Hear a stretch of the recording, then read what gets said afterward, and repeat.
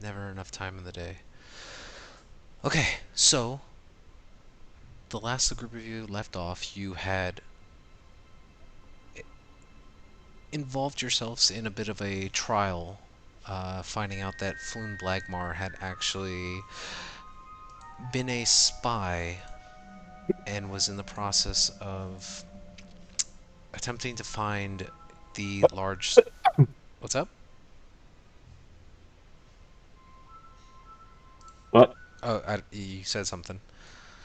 Oh, no, I was just coughing. Oh, no, you're good. I was mute while meeting. It's all good.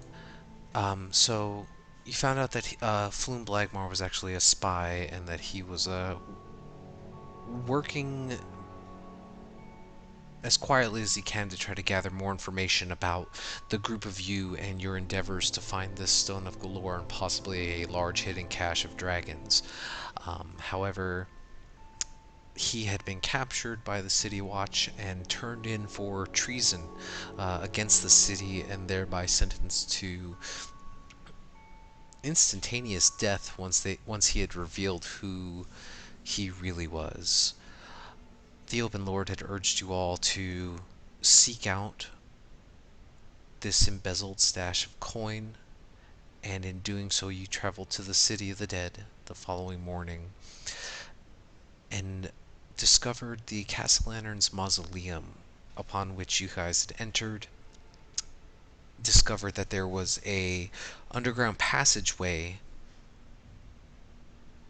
that led to some additional buried remains of long since forgotten castle lanterns, and upon entry into that area, you had discovered that two out of the three individuals that were laying there motionless on the ground were actually slain, while one was barely conscious. You managed to stabilize them, a female woman in maybe her 30s or so, but currently wearing a long black garb with a rather identifying symbol on their neck.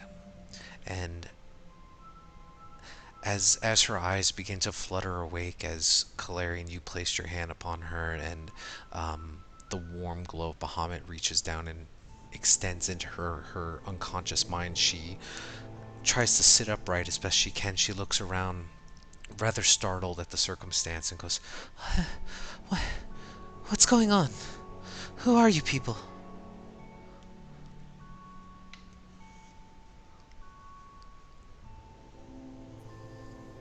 What happened here?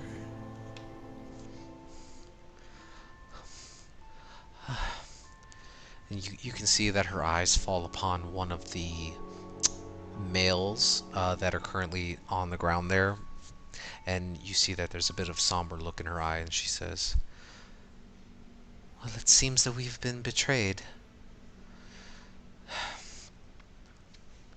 Who are you?" Betrayed? Well, I'm Perry Ironhill. We're looking for our inn manager. Maybe you know where he is?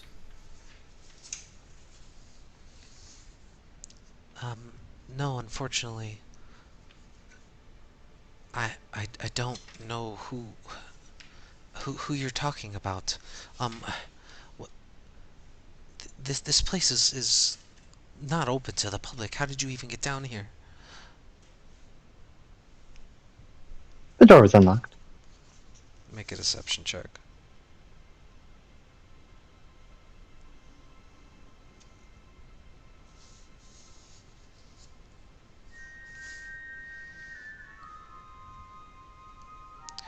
She looks over to you, Eva, and you can see there's a bit of worry in her face. Then she says, "Well, it seems Arn and Cephia must have been in a rush to leave us behind in their wake.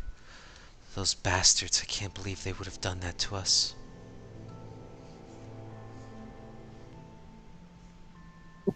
Are those your friends, compatriots? She kind of scoffs at the thought of it, and she says, "I I only have just met them. It was it was Holliver who showed me about this group, and she kind of nods her head in the direction towards one of the men that is lying on the ground now. He was my boyfriend. I only I only took up interest in this because of him. And you can see now that she starts to realize that she's currently like bound by these pairs of manacles, and you can see that she like starts to struggle with it. She goes, what is the meaning of this?"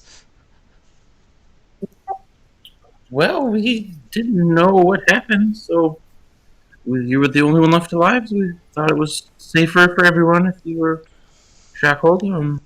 If you mean us no harm, I'm sure we can let you go. Looking around the group, no objection. She looks over to you and she goes, I understand, but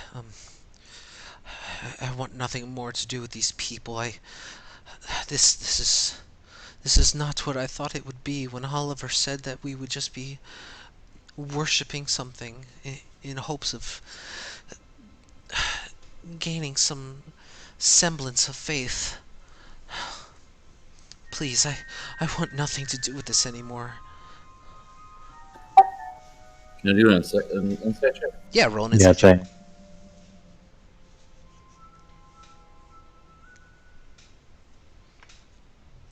Nice. Give me a second.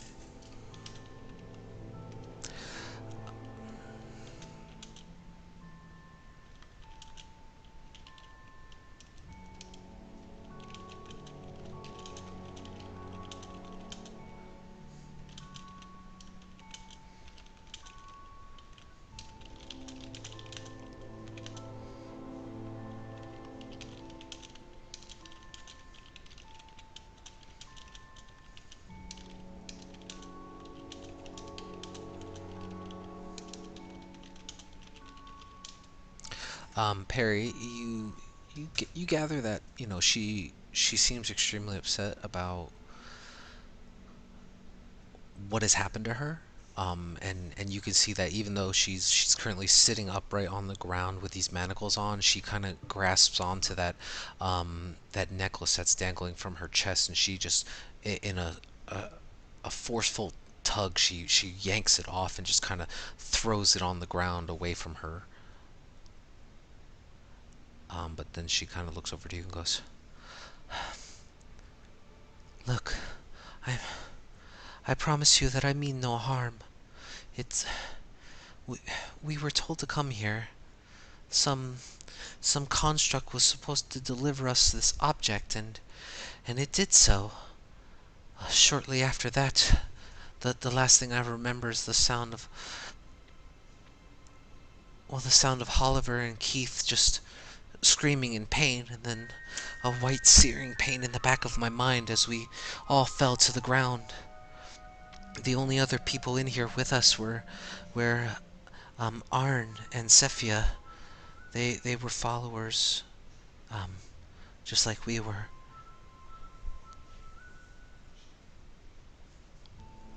I And could. you don't know what could have caused this pain? What might have happened?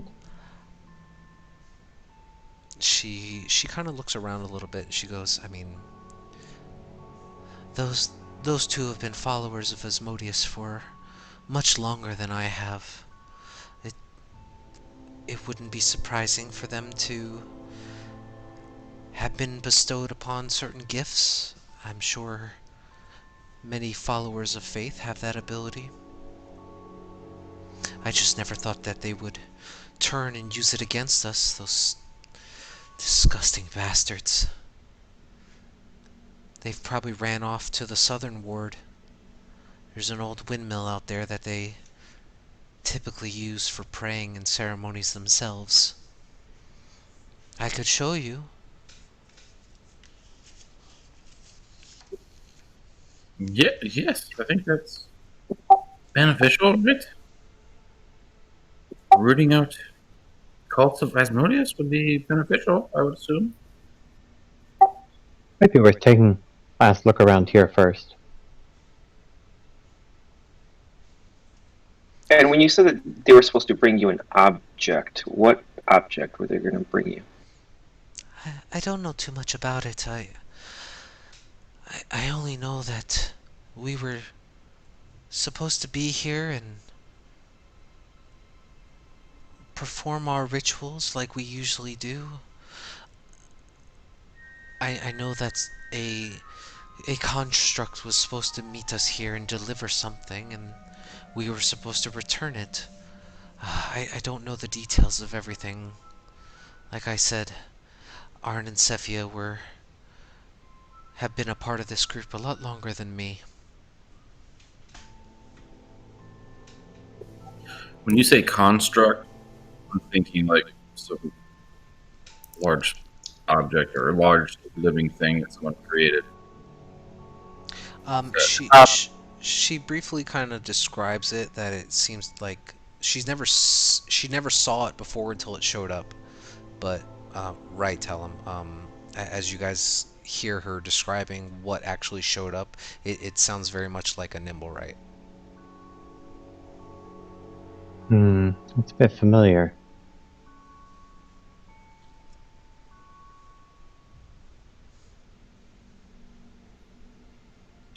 There any more of you further down? This is as far as the chambers lead.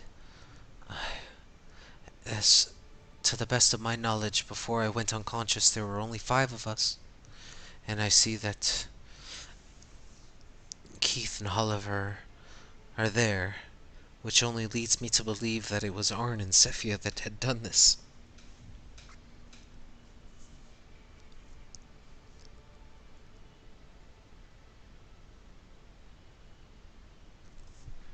So we're in a dead end, just to clarify. Yeah. Can you tell us about, or is it Arn and Septius?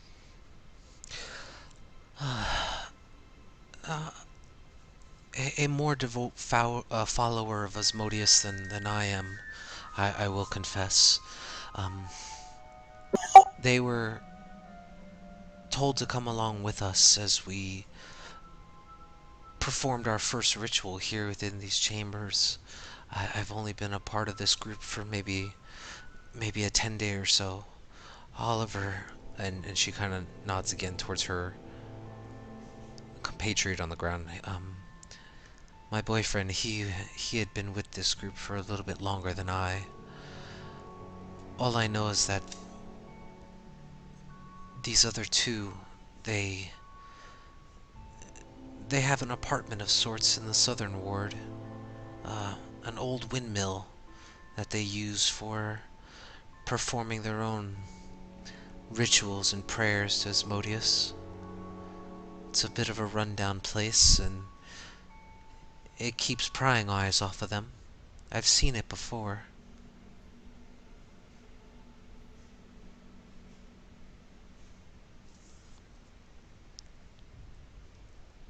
What was the ritual going to accomplish?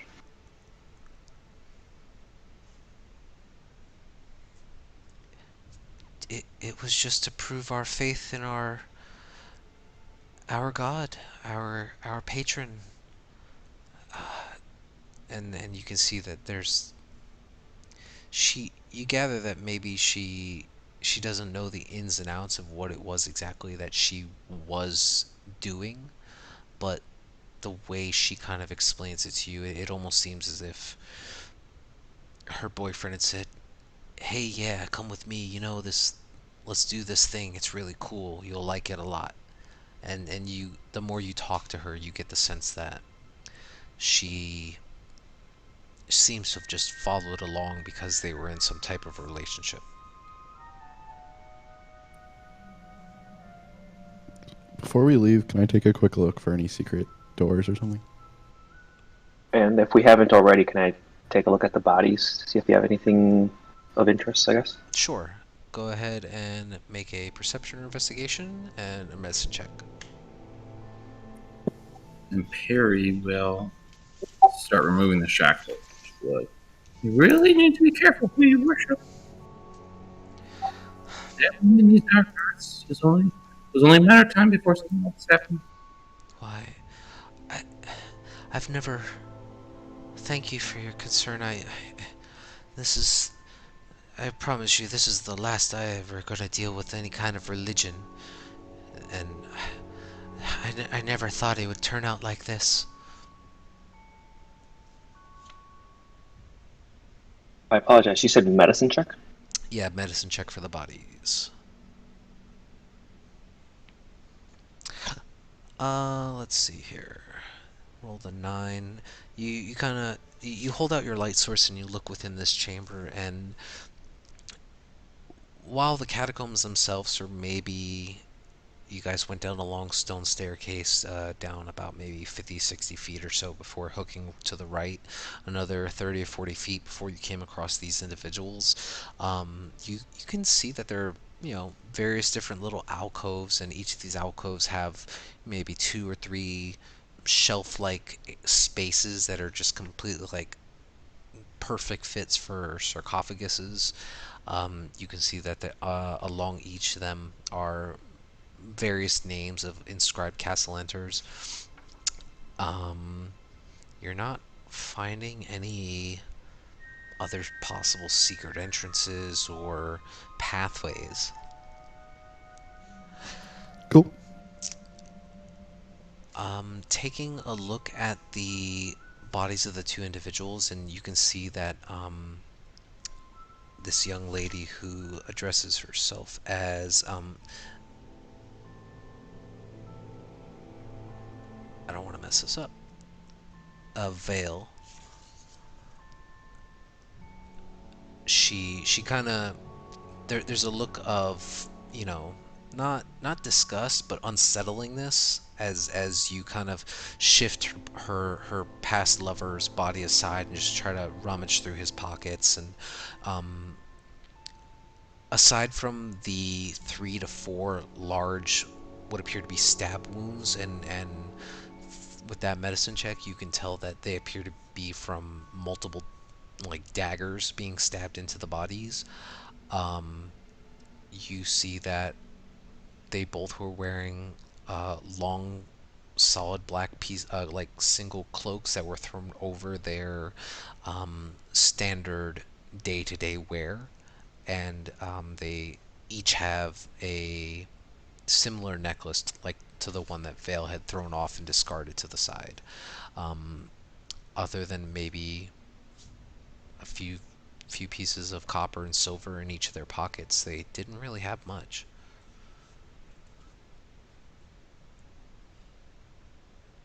You said the black robes.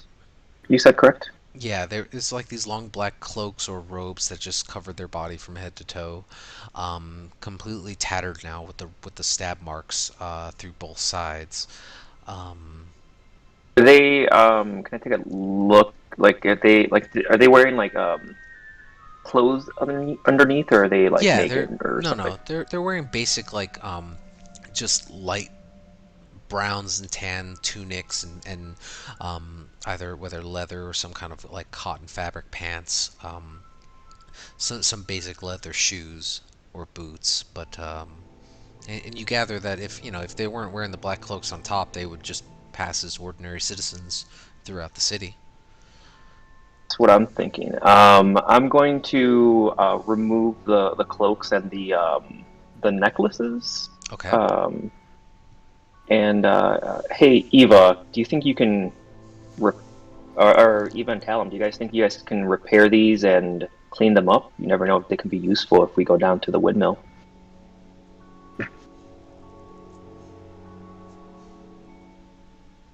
Yeah, okay. I can get press on one and clean it up, but I can't do much more than that. I can fix it. Oh, yes, whoever can do mending, essentially, I guess. Simple spell. I can fix whatever needs to be fixed. I can make it smell nice. Yeah, and I'll go ahead and collect those. Okay, so go ahead and mark. Are you collecting also the one that Vale had thrown on the ground, the necklace, or just the The ones more off the the bodies? more the merrier, sure. Okay, so go ahead and mark off 3 necklaces of Asmodeus and 2 tattered black robes.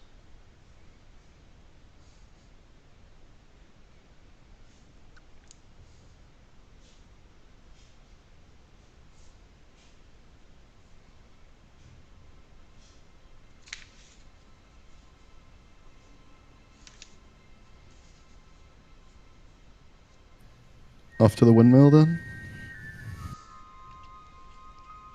Yes, I think that's where our trail leads.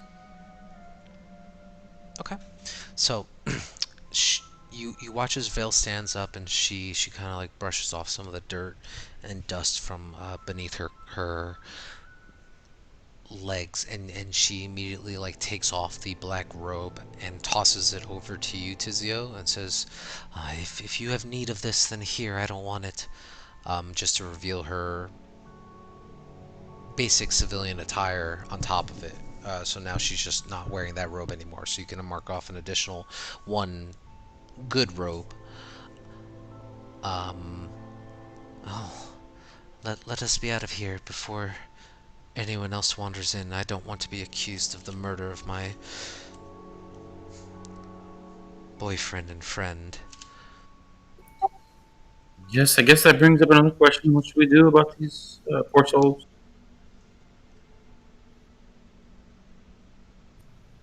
To be fair, they're already in a crypt. Gotta He's be got a one thing, point. be efficient.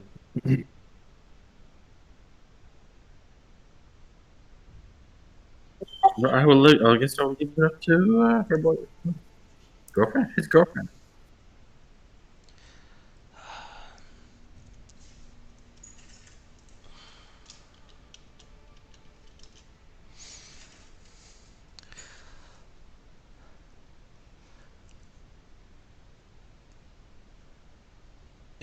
She thinks for a moment and says,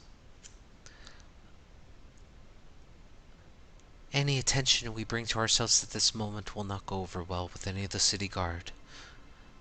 Maybe it's best if we are to get to the windmill safely and quickly.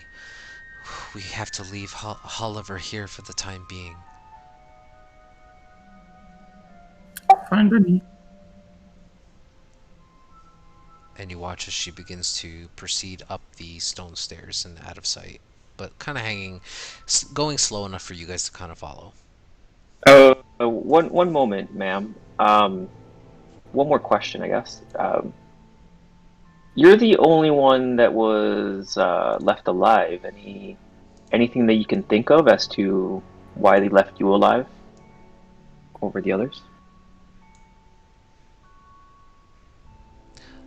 I don't imagine it was on purpose. What the pain that I felt coursing through my mind,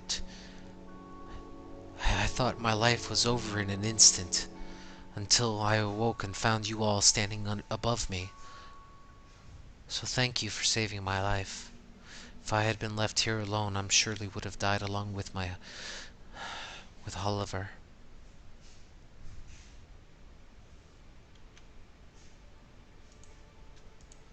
A mere mistake that will turn to bite Arn and Cephia in the ass, I assure you.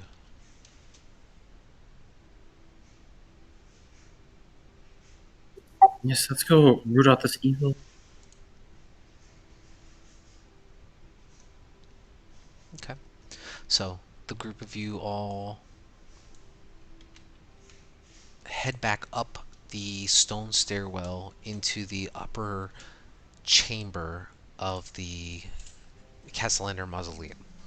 And as you do so, you can see that once you all leave the stairwell and breach back up onto the plateau, Vale kind of reaches back behind where you tell him had found the original switch, and she toggles it in the other direction, and the large stone slab slowly begins to shift and seal that entryway back closed. At which point she kind of looks forward towards the wooden door at the entrance, and you watch as she tries to gather her composure for a moment and then pulls the door open wide as the sun begins to pour back into the mausoleum, and she squints for a minute and then proceeds to step outside. If you have a means of locking this, please do so. Really good talent.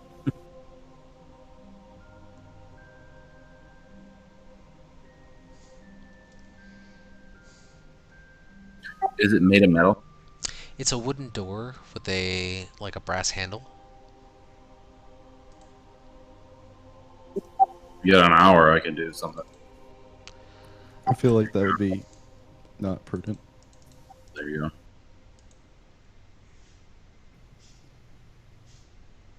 Well, either way, let's make haste. And you watch as she kind of looks around for any body who may have been looking at your guys' location. You see that there's a bit of caution in her eyes as she tries to look around, and thankfully nobody present, even though the City of the Dead is open and the air is fresh. Sun's still high in the sky as it reaches closer towards midday, but you watch as she heads south towards one of the southern exits, and in doing so, eventually you do come across a few individuals who seem to just, kind of give you a passing glance, but mind their own business as they proceed off to various different resting places to pay respect or what have you. Eventually, about 10 or 15 minutes or so, you make your way towards the southern exit of the City of the Dead. And having taken a look around, you kind of get the sense that you're pretty close to the trades warden. Vale kind of looks at the group of you and says, "It'll be a bit of a walk, but it's near the northern or the southern gate.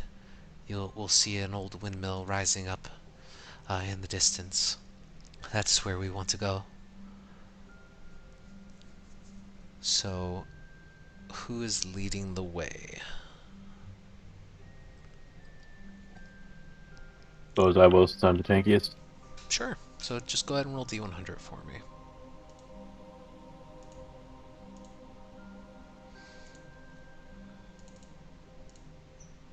Nice.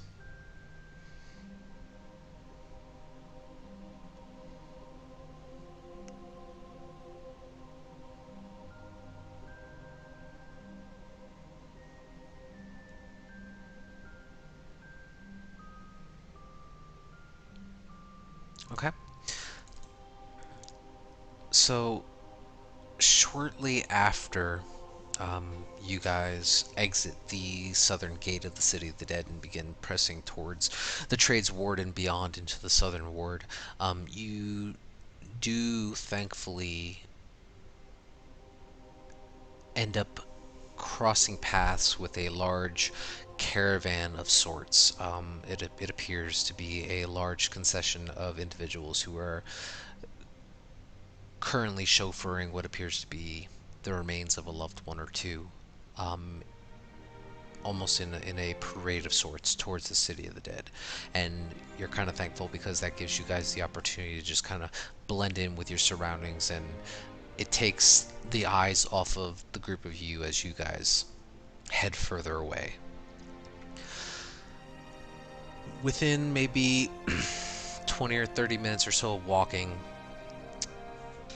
eventually you can see, as Vale kind of points out into the distance, what appears to be a rather ragged looking windmill of sorts out in this direction.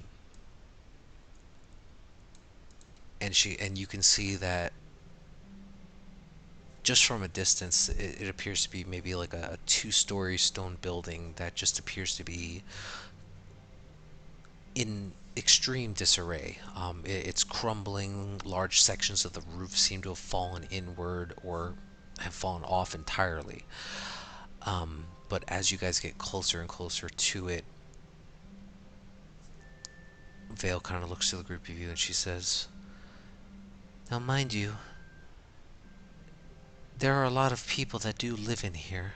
It's a bit of a squatter's nest for those who can't afford a place of their own.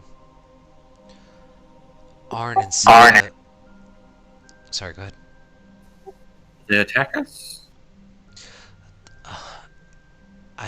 I'm sure they won't cause you any trouble if you don't cause them any problems. And I think Arn and Cephia use it as a bit of cover for themselves to do whatever it is they wish to do. But just be warned that while they're not unfriendly, I'm sure that they are not looking for a fight either. Let's not draw unnecessary attention to ourselves. And that brings us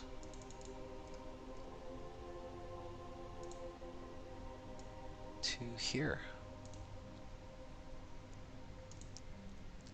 Let me know when you guys can see it. We can see it. Cool. I'm trying dynamic lighting again, guys. With the new or the old one? This is the new one. Okay. So they're taking away Legacy soon, aren't they? Yeah. Hmm. There's a new dynamic light. Yeah. They're doing something. I'm not the most religious person here. I would assume. Can anyone tell me about Asmodeus? Sure, maybe. If anyone's This is Tizio, yeah. yeah, if anyone's trained in religion, you can roll a religion check. Ooh. What do you want to know? Nice. Let's see here. Pull up some info for you. Yeah, he's the king of hell. He's a major deity. And he ended the Blood War. You said he ended the Blood War? Before it got started up again, yeah. Alright, let's see. So, you would know... I'm just trying to pull up a good synopsis for you, Perry. That last bit I was just trying to get DM. Uh-huh. This goat. Let's see, I'm trying to find a good synopsis. Da-da-da-da-da.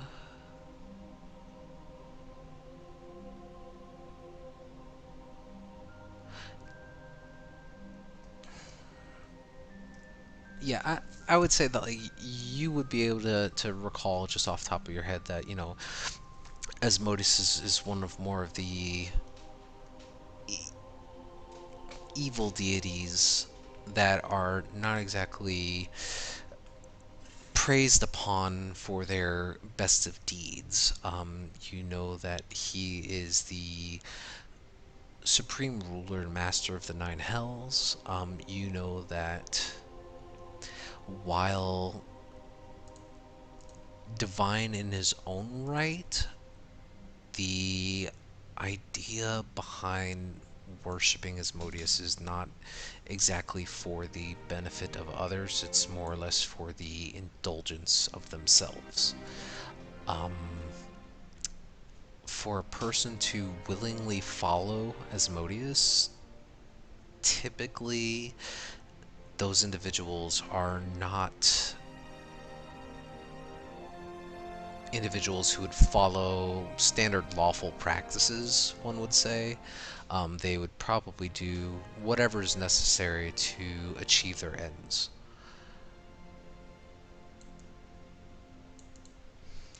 But at the break, I will get you a full synopsis on it, Perry, so you can add that to your repertoire. It was Calarian that did it. Did it do? Oh yeah, he did roll a nat 20. But yeah, I will give that to you. Wait, what am I getting for rolling a 20? I'm just going to give you a synopsis on a handout sheet. Oh. Okay. Huh, okay. I will hand Calarian the good black robe, and then Perry and Talum the tattered ones, and give them each one of the necklace. Well, just saying, might as well blend in, just in case. You guys know more about them than I would. Am I still probably going to stand out a bit? Being, not common race? I don't think everyone in the windmill is going to be a dressed cultist. Yeah, I feel like dressing up as Oh, a no, yeah, cultist I might don't stand out assume. more. Yeah, no, I don't assume that, but perhaps if you are questioned, you can, show the necklace or something, and kind of give us a bit of a leeway if they start questioning you about the Asmodeus. Okay. So we'll find out.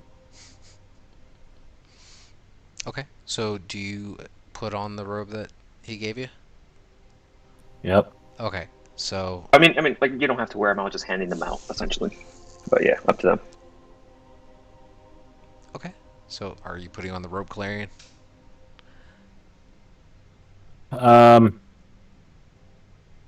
Yeah, I think I will. Okay. So a couple things. One, it is extremely small on you. Make a dexterity check for me.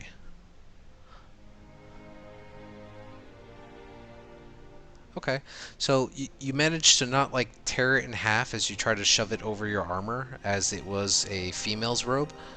Oh. But you do manage to like kind of get it on top of your armor, and it goes down to about like your waist, like a very tight t-shirt. I don't think this is gonna work. Nonsense. You look wonderful. I'm gonna take it off because yeah, this is not gonna work.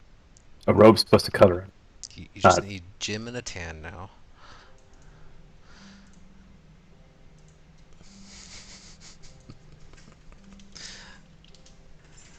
Okay, so you quickly just pull it off because you're like, ah, shit, it doesn't fit me. Picturing that scene in Lord of the Rings when Gimli puts on that chainmail, tight across the chest. So, as you stand within the front, for lack of a better word, entrances to this larger windmill, you can definitely tell now that it is dilapidated in various places. Only about 2 stories tall, and where it normally would have came to a pointed roof, you can, as you look up, you can see that large chunks of the ceiling have just like the roofing is just gone. You can see that there are pock marks of stone that are just missing in various parts of the walls. It looks extremely like a condemned building, but you do see that there are 3 doors that are on the ground level where you guys are.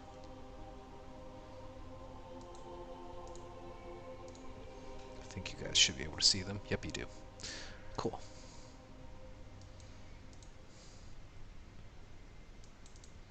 Do you have any idea where to go, Vale? I only know that they live somewhere within this tower. I can only imagine it would be somewhere upstairs. Have never been inside myself.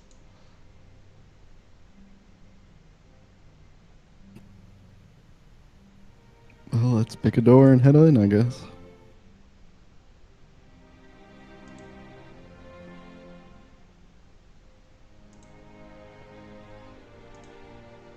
Sure. Which door? I don't know. This one, unless anybody has a better opinion. It works as good as any. I guess, did she give us advice on where to go? She already took off. She had only mentioned that as far she's never been inside. She only knows that it's a squatter's residence, and that Arn and Cephia probably would live upstairs, but she's guessing at this point.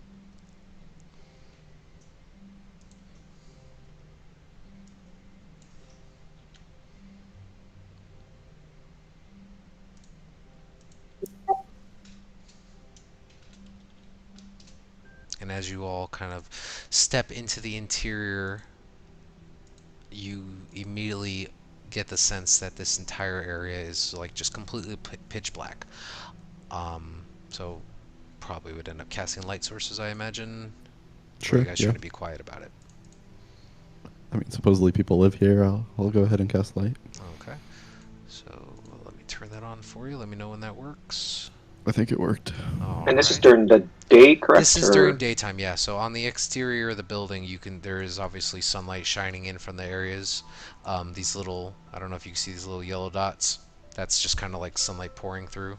although you guys wouldn't probably see that space. If you guys were to kind of walk the perimeter, you would know that those are kind of window spaces, light shining through on certain areas.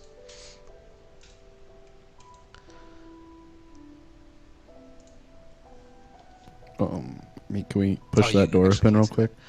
Which one? The one next to Tizio? Yeah. Okay. Let me turn down my opaqueness a little bit so I can see what you guys see.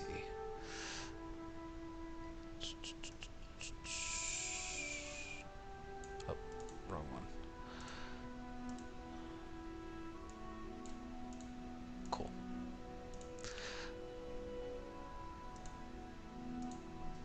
There you go.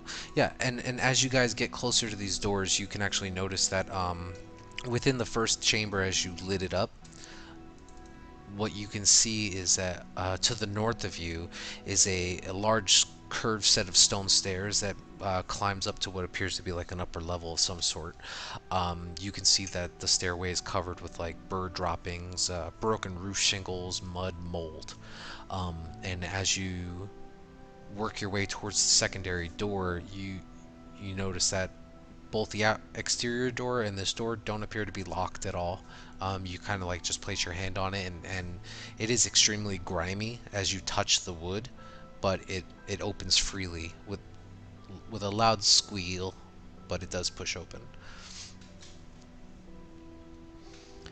And immediately inside, as you step into the room, you can see that there are a number of individuals that are just kind of like holed up in various bits of ragged clothing. And they all seem to be huddled into their own spaces, almost kind of like a rundown meth lab where everyone's just kind of like either passed out or munching on some bit of leftover food, and there are whispers, and some of them kind of like put their hands up to try to shield from the light coming from the stone in your hand, Tellum, as you just kind of barge into the way, and there's some commotion and whispering going on. This is a charming place. It smells terrible in here. Yeah, I'm gonna use one of my magical tinkering, and just kind of like make a Febreze type thing. Sure. So for myself, so it's not so bad on me. Okay. We're looking for Arn and Cephia. We owed them some money, and they said to meet them here. You see now one of the individuals that live in this area just kind of like they stand up and brush themselves off a little bit, and not stepping closer to you, but kind of looking in your direction, and goes, "I don't know who you're talking about, mate."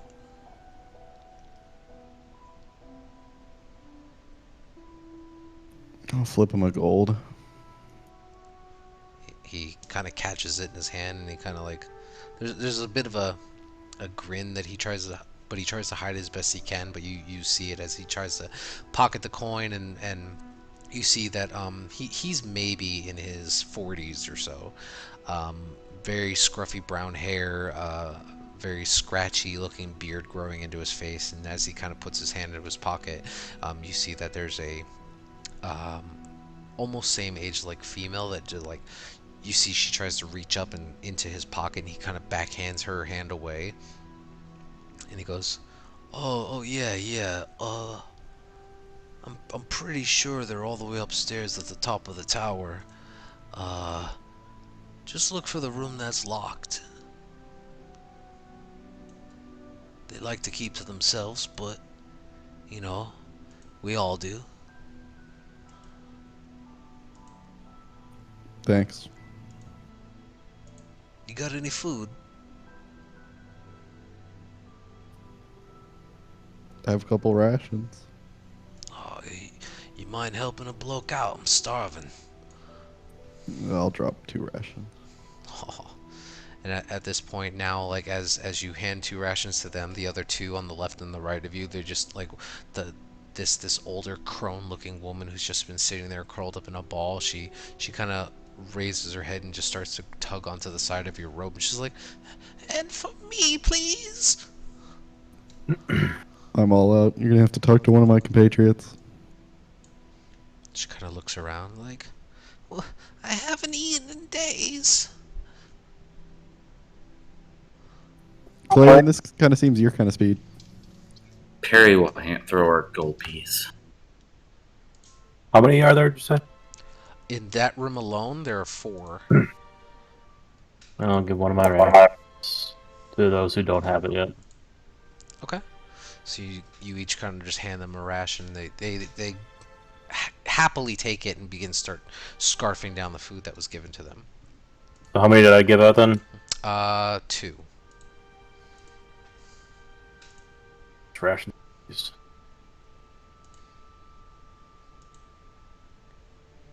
Well, thank you, big man. Thank you. At least someone looks out for their elders.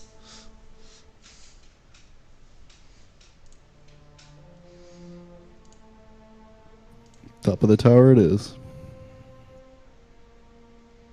Okay.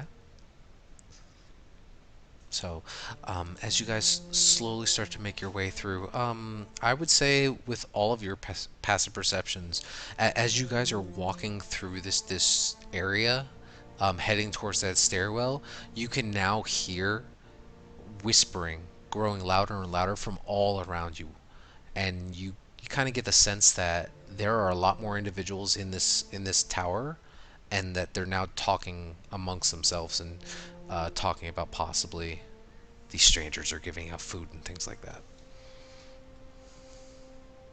No, we're cool. South Park episode. Say again. Gonna be like that South Park episode. Spare some change, yeah. California is nice to the homeless. Anyway, so you can see that there's a long winding stairwell going up on the northern side of this this windmill. And as you kind of take a look up, go ahead and roll a perception check, whoever wants to peek up the stairs. Nice. Yeah, so it looks extremely rickety.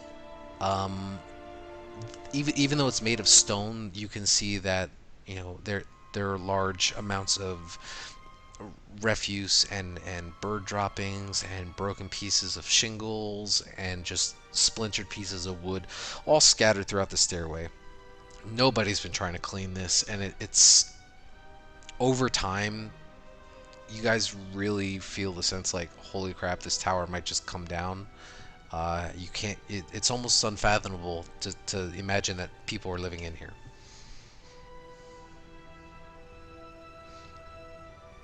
But you can see that the stairwell goes up and then kind of curves off, continuing on maybe 20 or so feet up.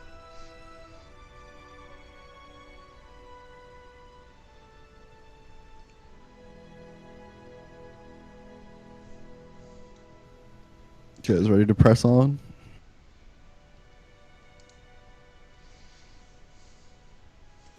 Yeah, let's do it. That's what we're here for. Let's go. I think Tizio asked you something, Eva. Oh, sorry, I didn't see the chat. Yes, You're good. I will. Yeah, good shout. I'll do that. Is there a door at the top of the stairway or what? Oh, it's a teleporty stairs. Yeah. You turn on the Nimrite detector? Yeah, although it is very it's very obvious. Is there a way I can? There's not really a way I can hold it away, but this is just like a random windmill full of beggars. Yeah, I'll turn it on. Oh, okay. Yeah, you pull it out of your side pouch and you just kind of depress on the little toggle switch there, and it slowly rotates. It doesn't give off any noise or anything. It seems pretty what's the right word? Lame. Steady. Dead. Dead, yeah. Not producing any significant information. Almost like the first She'll time give it you a very- turned it on. She'll give it a very gentle shake and just kind of mutter under her breath. Okay. Yeah, put it away.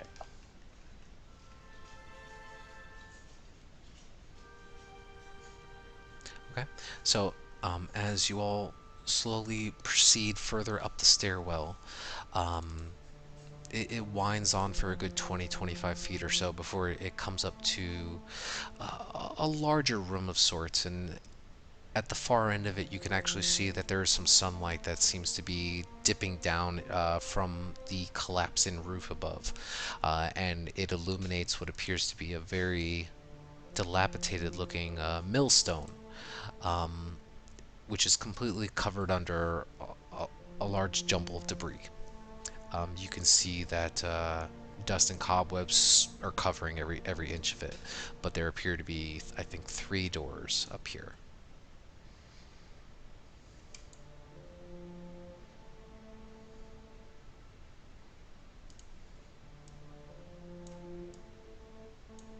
Perry's gonna take a second to cast Detect Evil and Good. Ooh, okay. Nice. Give me 1 second.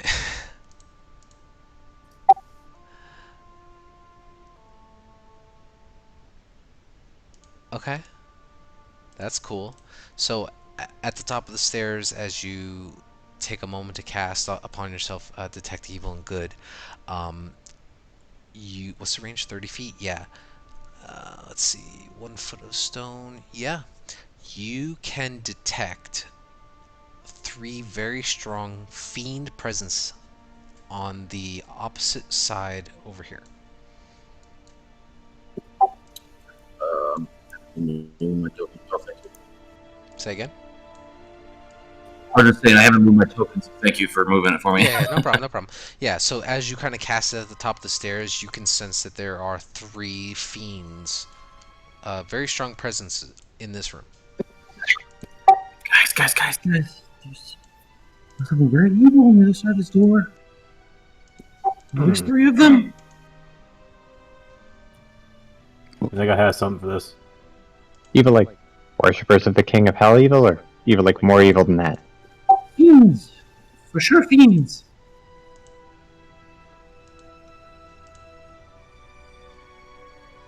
Is the door locked? If you attempt to grab onto the handle and make a stealth check for me, or if you're trying to be quiet, I wanna use that. you're going to use that. Basically, unless they're behind total cover, I can sense and know the location and type of celestial undead or fiend.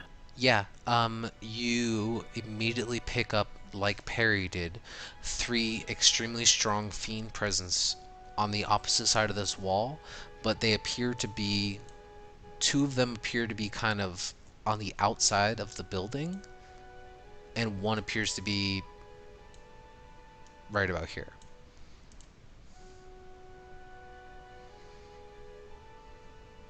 Alright. So he really knew they were evil. I know that they're fiends. He knew that they were fiend too. Well, I did? Okay. Let's see, for the duration, you know if there's any aberration, fiend, or undead. So he knows what they are. Alright. Yeah. Well, I just did the same thing as he did, basically. Well, Yeah. you know exactly where they're at, though, right? Yeah, you know the exact location, I think. Just location. I mean, He, I guess that then. same difference. You confirmed what he said. You quietly, Talum, kind of reach up onto this door handle, and as you can see, while all the other doors in this windmill appear to be rotten, dilapidated, this door appears to be new. The lock on it appears to be new, and as you try to slowly turn the handle quietly, it appears to be locked. Yeah, I probably could have surmised that if I knew that the lock was on it. The door was new, but yeah, I got you. Fair enough. Well, this looks like the place.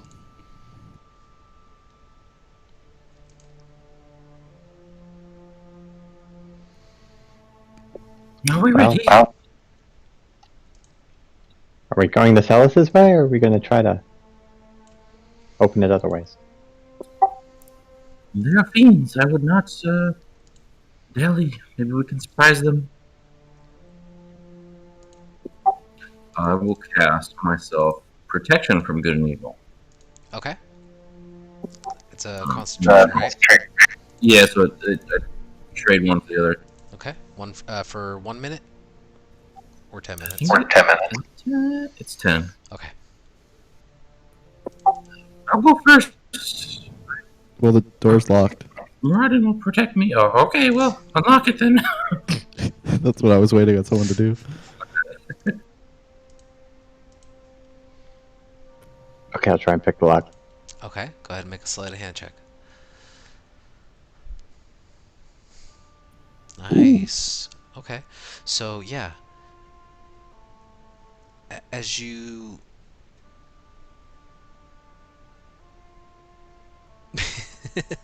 um, as you reach down next to this lock, thankfully it is very shiny, brand new looking, and it without any kind of rust or debris that might have caused it to erode over time or make things harder, it is extremely easy for you to just jerry-rig the lock in such a way that the tumblers just fall into place, and it seems almost effortless as you do it, and you can hear the faint click sound as it opens, and the door just kind of creaks open ever so slightly. What are you guys doing? Right, after you. Perry's gonna burst through. Can I ready an action to just hit the first thing I see? We're going in guns blazing. Oh, okay.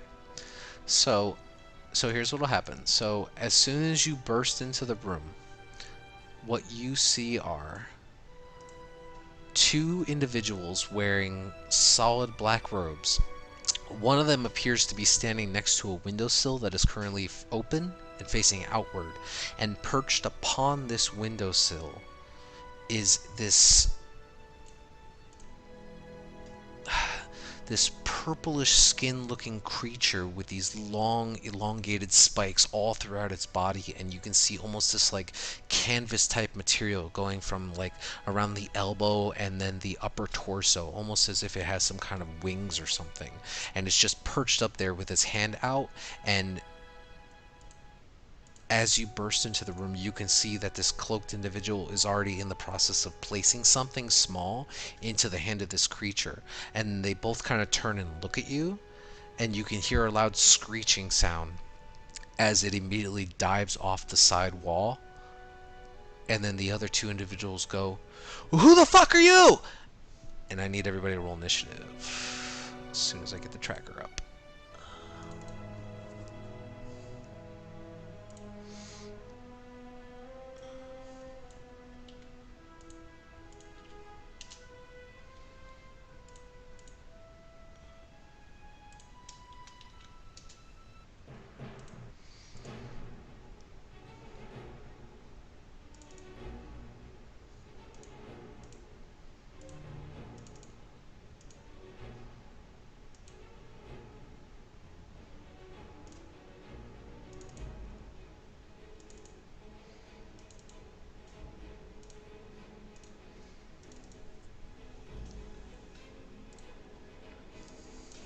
Alright, we got everybody?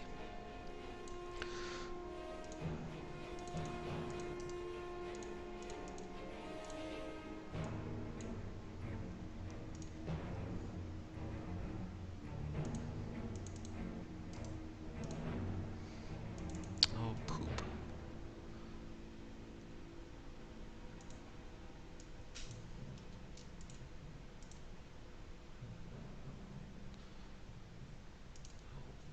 That didn't do anything.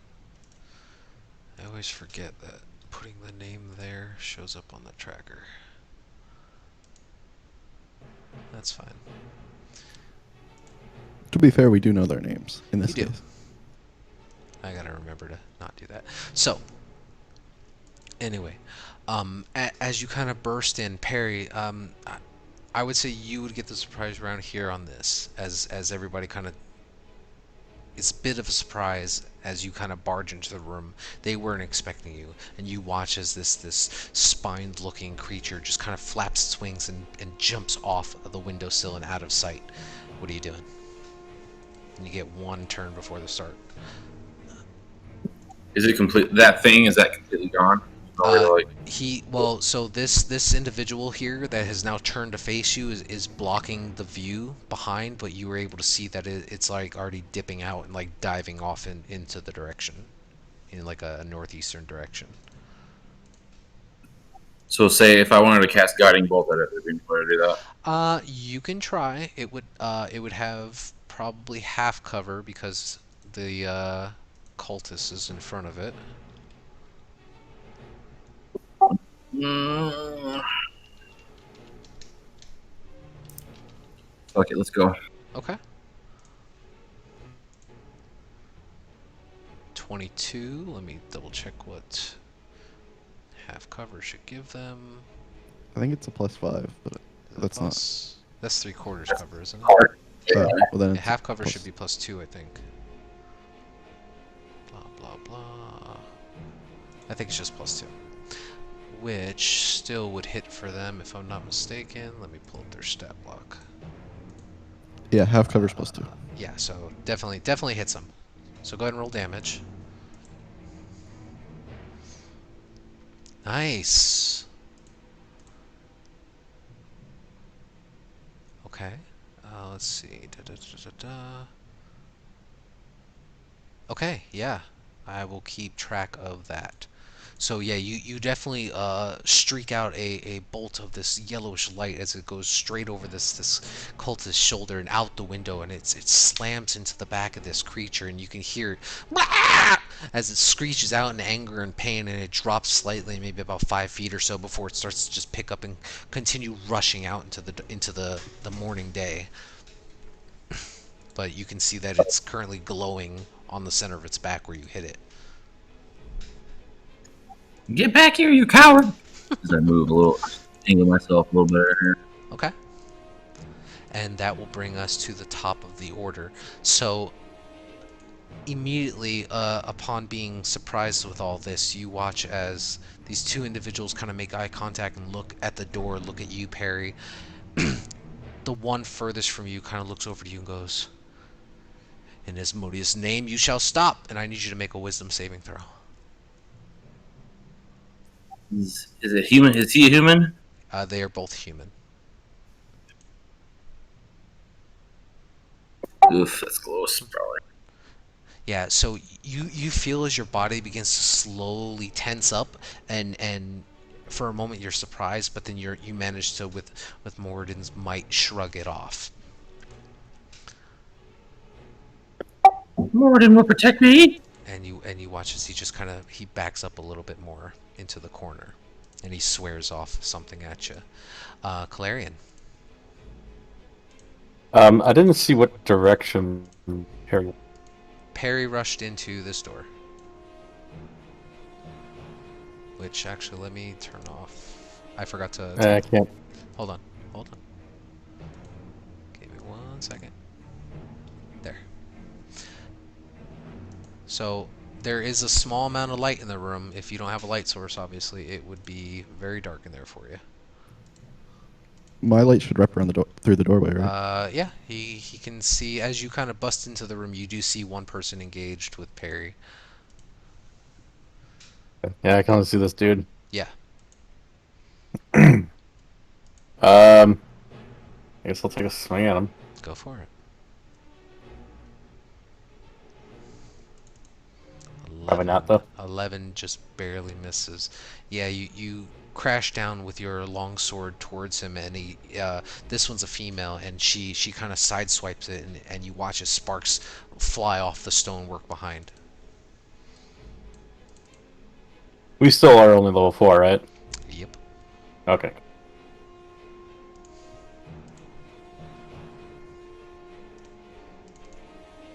Staying where you are? Yeah. Okay. And that'll bring us to her turn. She, kind of looking at you, kind of bursting into the room, and seeing what her ally had done, she's actually going to go ahead and reach up and kind of like press her hand directly into your chest and attempt to cast Inflict Wounds at 2nd level. And she does miserably. Okay. That would have hurt a lot.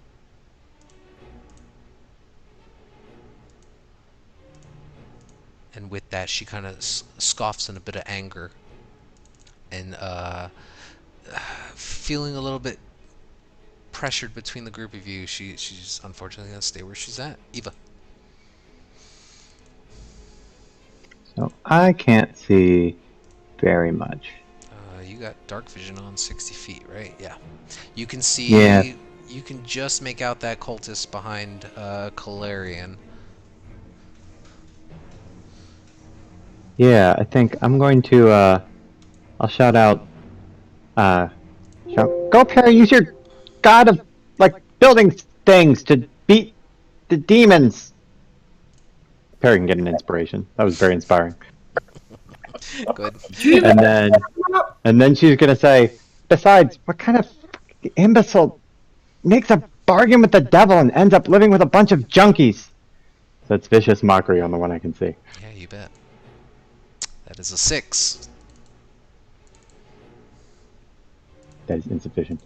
It sure is. Go ahead and roll that 1d4. D4. Disadvantage on the next attack, right? Yep, that's right. Son of a gun. All of 2 damage, fear me. You got it. 2 points of psychic damage. Okay. You staying where you are? Yeah, I'll stay put. Okay. Ellis.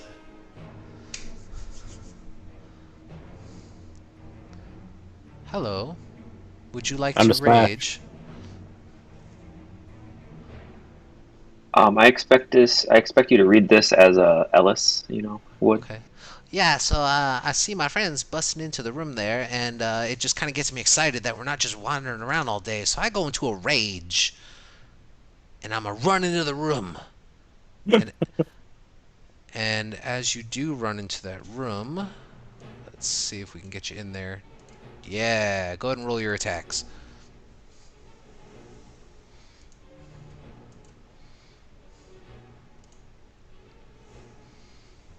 Of course they are. Definitely hits. Definitely hits. So 12, 22 points of slashing damage. Nice.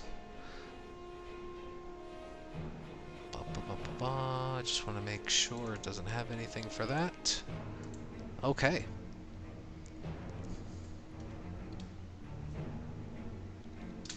Very nice. And as you kind of rush up and just burst in through the door and kind of force your way beside Calarian, you just gash at this female, just tearing their robes all to shreds.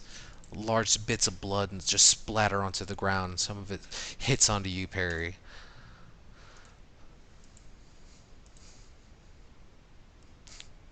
Staying where you are, I imagine. Perry, that brings us to you. Can I, if I move to the window, can I see that demon thing or the fiend that flew away still? Is it still in sight? Oh, you can move through their enemy space because you're awesome. Yep, because I'm happy. Because I'm cool. If you want to use your action to make a perception check, you can do that. But kind of rushing up into the space, you don't see them just rushing up into the space and peering out the window. But if you want, it would take you a moment to kind of look and gauge where they were, because you don't know what direction they're flying.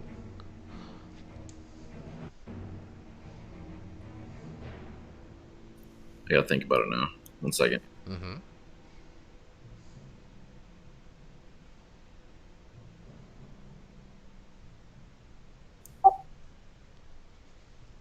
Yep, we're gonna do it. Okay.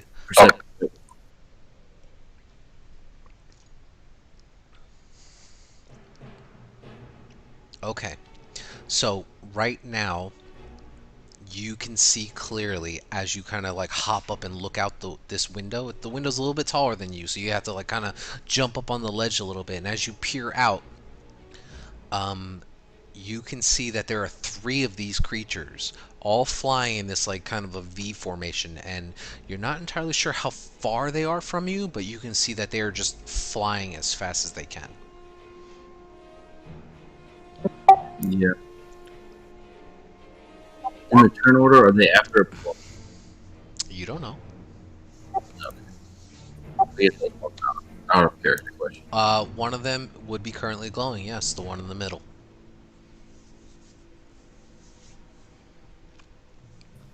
All right. Well, that's all I can do since. Well, I'll cast a spiritual weapon. No, I'll be fine. That's fine. Okay. Okay. That's So you can't remain in their space. You would have to move out of that space, I believe. oh, okay. I don't think you can occupy the same space as an enemy. You can pass through it, but not occupy it. Someone correct me if I'm wrong. Yeah, just as move through, I guess. So I Yeah. can like, move in and move out. Working on it, just like jump up on this ledge. You can certainly try. Is that where you want to go? Yeah. Okay. Make a dexterity saving throw.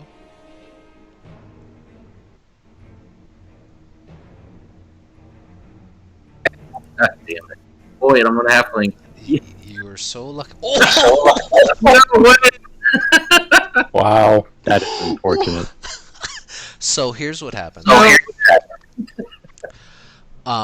This is forced movement, so it won't be an attack of opportunity on you. But you all watch as Perry seemingly gives up on life and jumps out of the window. And you watch as he tried to like get his footing onto the ledge and perch up on it, but the rocks gave out from underneath the windowsill from this crumbling tower, and Perry just starts to plummet. All right, so Perry's dead. Tizio, what are you doing? I have to check. I am the tower. outside the room, so I do not see that. You do not. You hear commotion and yelling, but yeah. Let's see. Rooms are 15 feet high each, so you are jumping from a 30-foot high tower. So it's what, 1d6 per 10 feet? Yeah, so it's 3d6. Yeah. It's not terrible. Perry, you don't weigh 1 to 5 pounds, do you? He wishes. Wearing heavy armor, wearing 5 pounds. You choose. Yeah.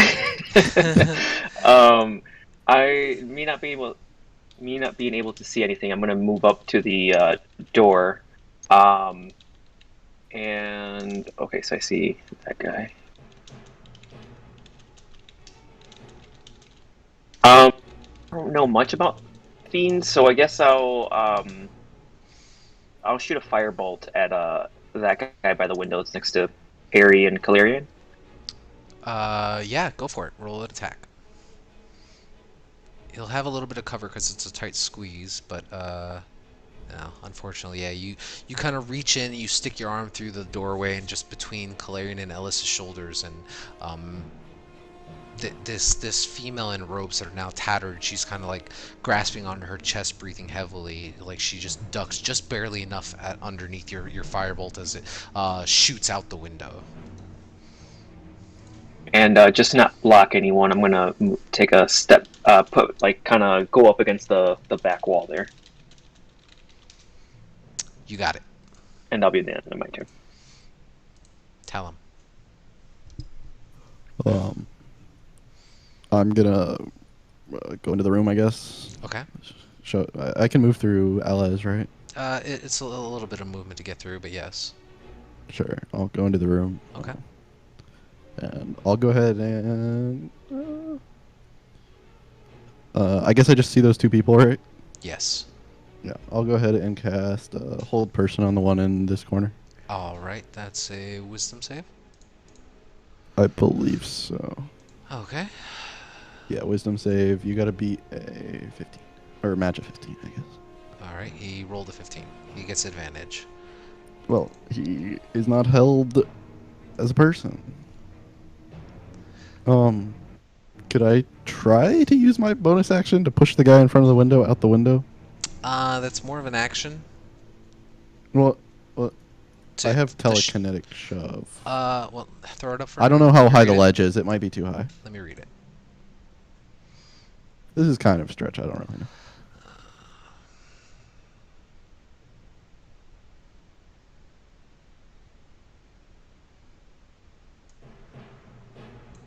I see.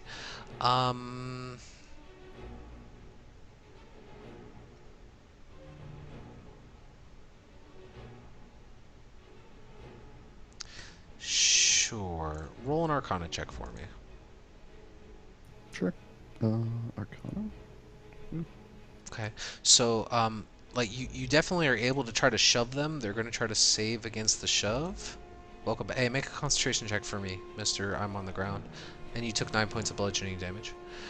Right. So what's the save for it? It's for the shove. It's 15 again. 15. Strength. Okay. They rolled a 1. So because of that, I'll totally allow it.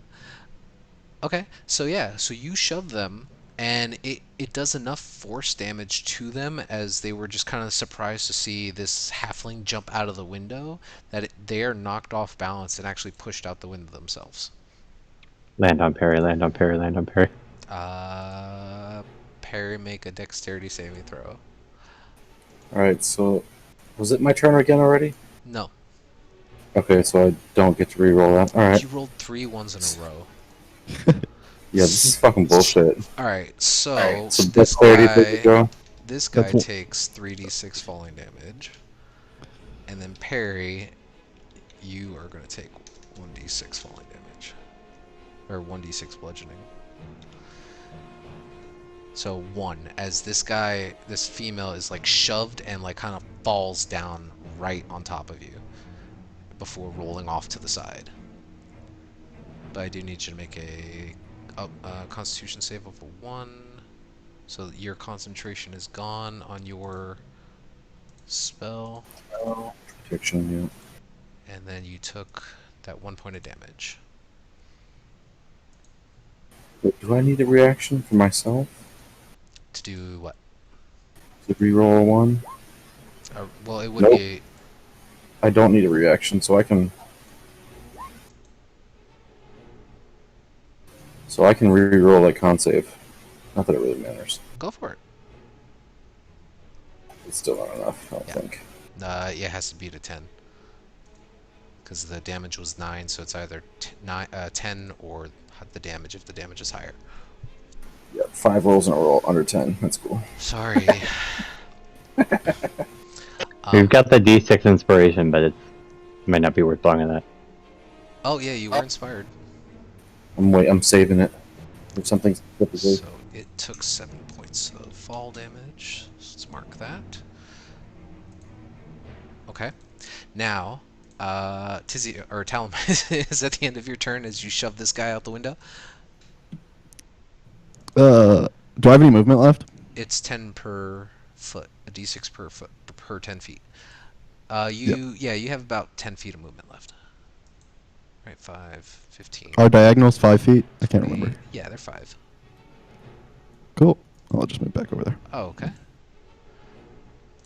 That brings us to their turn. This guy in the corner, seeing his friend kind of get shoved out, you watch him yell out, "Sephia!" And then he's just going to kind of look at you guys.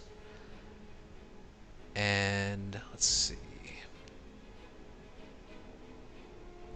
Okay. He is going to cast a spiritual weapon. And it is going to swing at you, Talon. Cool, cool, cool.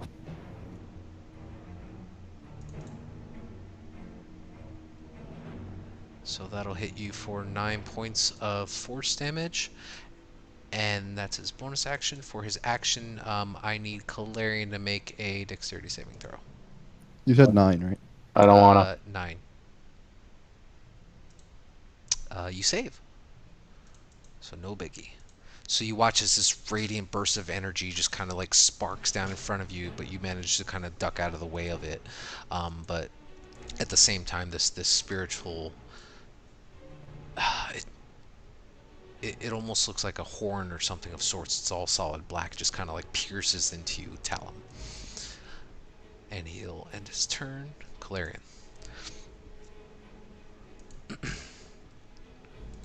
I guess I'm gonna rush down here and try and stab this guy in the face. Go for it. Yay! Yeah, that definitely hits. Also, so I guess I have spell slots, and we're gonna throw in a whatchamacallit thing. Divine Smite is That's right. do it. 2d8. On 16. That's not 16.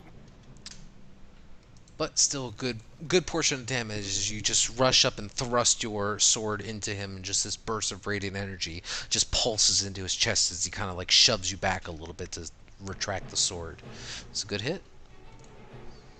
Staying where you are. Yep. Bonus action, Hunter's Mark. Nah. Okay.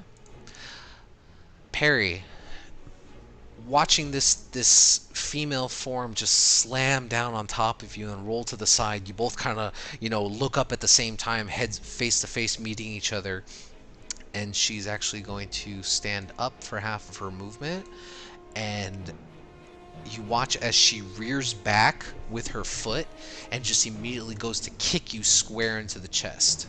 And she's going to go ahead and try to cast Inflict Wounds, and since you are prone, I believe that gets advantage for physical. Yeah, melee attacks have advantage. So she's going to It's a spell attack, not a melee attack. It's a touch It's a melee attack. spell attack.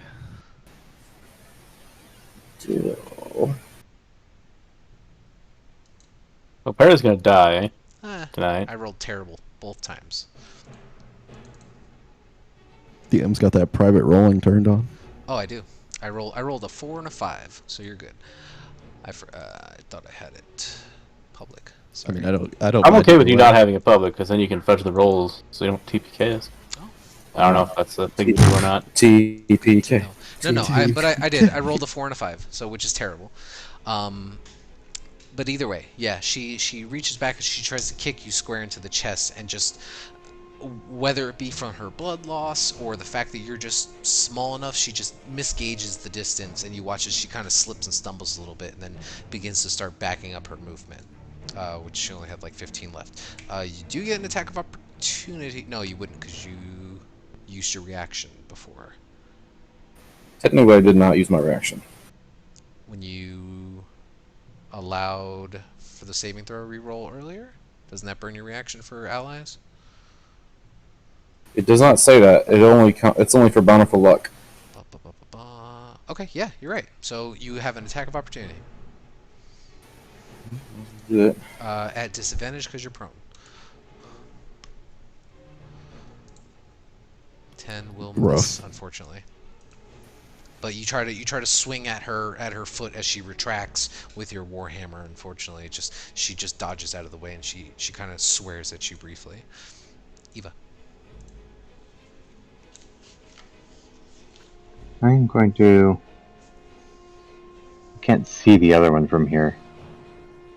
Correct.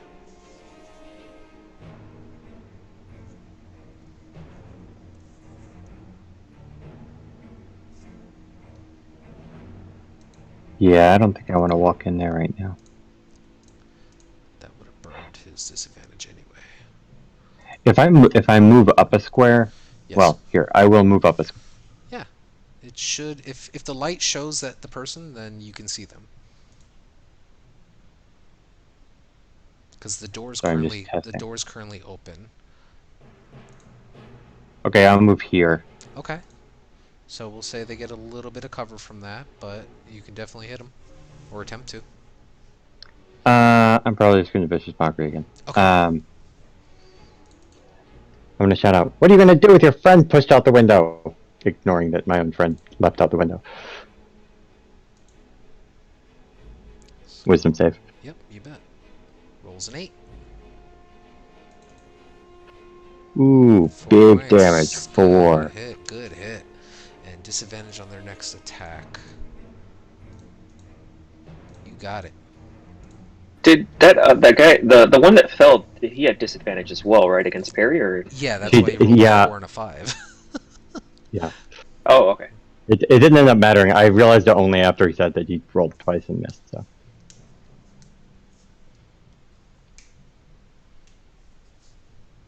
But thank you for keeping track of that. Staying where you are, Eva? Yeah, I'm good now. Alright. Ellis, your prey ran away from you.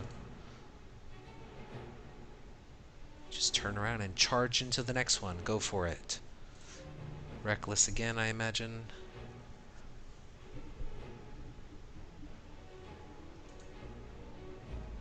No, no, I like the first one. I saw what you did there.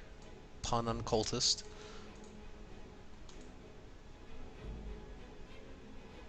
$19 definitely hits, 24 definitely hits. So that is 17 points of slashing damage. Nice.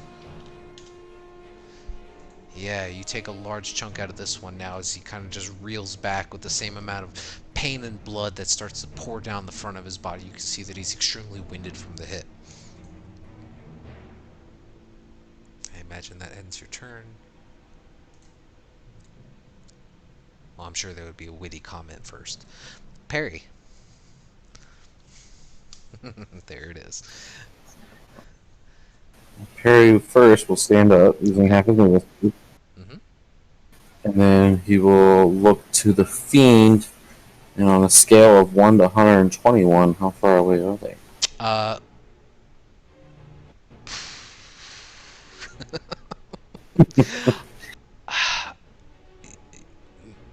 Make a perception check at disadvantage.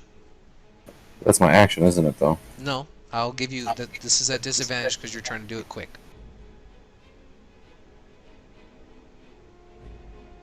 Yeah. You can just barely see, like you're not able to detect the glowing radius on their bodies right now. You can still make them out. You're not entirely sure how far they are from you. You can always give it a shot. Fuck it, let's go. Round 2. Okay. Yeah, so you release another bolt of yellowish sparkling energy as it kind of just rushes out in an arc, right? And this cultist kind of looks at you as you focus your attention on the creatures flying away, and you hear her shout out, "No, stop it!" And you can hear out in the distance another creature scream that kind of cuts in through your ears. You definitely hit one. Go ahead and roll damage. This will be a level 2, just for the extra He damage. does not have advantage because that faded. It's been over a round. Oh, it only lasts a round. Yeah. My bad. So you cast this at a higher level? Okay. Yep, second level. So 14 points. Okay, so I'm keeping track of that. It was not the same creature you hit the first time. Oh, I didn't hit the same guy? No. Damn it. That was a waste. Alright, Because yep. with you falling down and the one taking damage, you're not really sure, but it seems like they changed up their formation. Then I will use my bonus to cast a spiritual weapon next to this person next to me. You can't cast 2 spells in the same turn, unless it's a cantrip. Oh, you're right. You're right, my bad. Oh, good. Oh, good. That's it. Oh, okay. Tizio. It's a good hit, though. I'm going to move up to the doorway. Ugh, I can barely see that guy, so I'm going to come up here and I'm going to try something different that never works. Poison spray on him. Ooh, is that a cone? So I'm going or to is stretch that a out my... it doesn't say. I'll put it up for you unless I'm missing it here. Nope, it's targeting a single creature. Great. Okay. So yeah, I'm just gonna stretch my arms, kind of like a Spider-Man's web shooter, and I guess kind of like a mace, where it just kind of sprays at him, and it's just a poison spray. Definitely. Oof, rolling bad on them saves. 7 points of poison damage. Nice. You watch as you rush into the room and you just release this noxious looking spray into his face, and he just immediately, because he was inhaling from all the damage that Ellis had given to him, and he's not able to shake it off. Nice hit. First parry, and end my turn. Talon. Did I see where Perry launched a spell towards? I would say you saw a streak of light shooting out in that distance. And It would be glowing. It would be glowing now. It would be. This Yes. time. Well, this is up to you to determine if it's allowed, but could I tell my bat, I think it's a bonus action or an action, I don't remember, to go chase the streak of light? I think it's a bonus action to give it an instruction. But yeah, Okay, if you permit me to try to get it to do that, then that's what it'll do. Otherwise, if you think that's not, like, give me if I wouldn't one- have known to do that. No, it's fine. Hold on. Give me 1 second. As Sure. an action, you can dismiss it. As an action, you can see through its eyes. Okay, well, roll initiative for me for the bat. Okay, I thought we had said it acted on my turn, but if not, that's what is? No, how do that's I right. roll That's right. initiative? We did It's say a that. dex tech, I think. No, you're fine. You're right. Because I did Oh. say keep it on your turn for simplicity. Okay, so your bat immediately starts to fly out of the window in that direction. What's its movement? I think it's 60. Let me check. Yeah, it's 30. So if it uses 30. its action, so it would be 60. Okay, so it starts to fly out 60 feet in that direction. Okay. What else are you doing? So that's my bonus action, right? Yeah. Since I'm already looking at the window, I'll go ahead and blast a firebolt down at Perry's aggressor. If that's within 60 feet, I don't know. You cannot see that aggressor from where you were standing. Like even if you peered out the window, it appears that you only see Perry directly below you. Oh, then I'll launch a firebolt at the guy in the room. Okay. Go ahead and roll your attack. 15, that definitely hits. Roll some damage. 7, yeah. And with that hit there, as he's coughing up all this poison that has now just engulfed his face, he just completely falls to the ground as the streak of fire just blasts him into the chest. Good hit.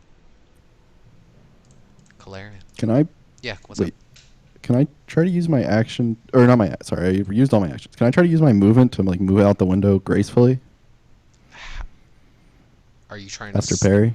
You're trying to jump out? Maybe not jump. Can I like climb down? I don't know if that's part of movement. That might be an you, action. You can attempt to climb down.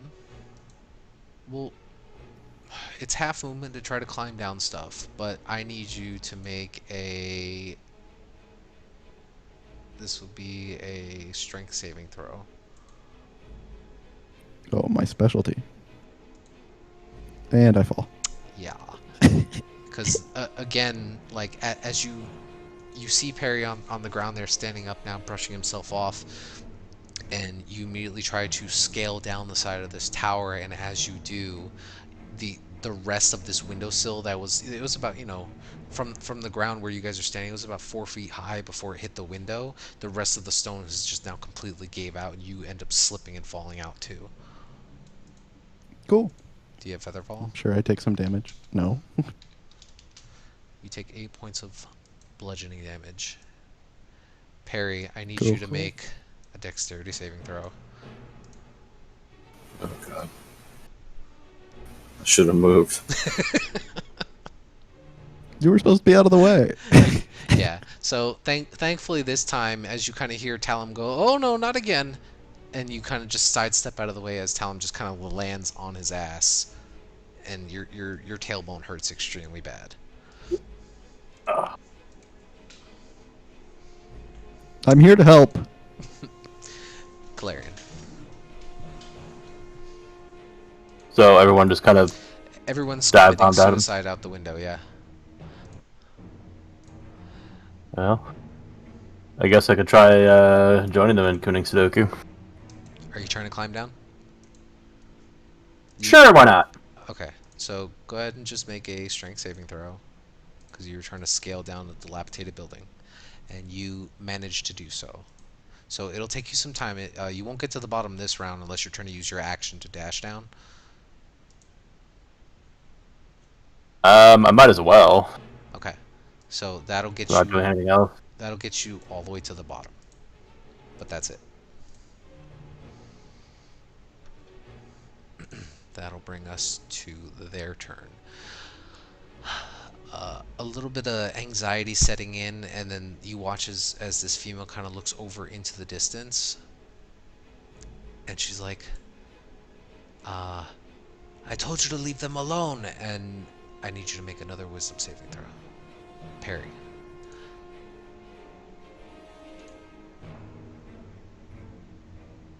Thank goodness. Okay, yep. And once more she tries to control your mind into this paralytic state, and you shrug it off now, and you can see that there's even more worry in her face. And you can see that she's like, who the hell are you? And she slowly starts trying to back up. Maraudon protects me. Asmodeus leaves you. Eva. So I'm gonna step towards the doorway. Okay.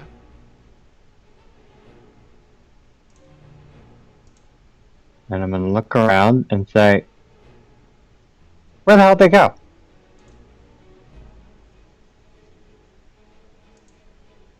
They're crazy, and point at the window.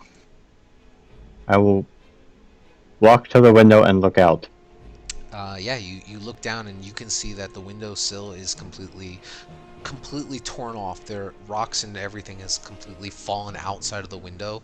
Now it's, instead of it being a windowsill, it's more like a arrow slit essentially, where you are just standing and the floor level just immediately goes outside, and you kind of look down and peer off the edge, and you can see all three of them just kind of at the bottom of the tower. Can I see, is one of the enemies still standing down there? You cannot see an enemy down there at the time. Not Okay, from I'll look back. your vantage point. I'll just look back to the others in the room and say, well, I'm gonna go back down the stairs, if that's alright with you two. Yeah, good idea.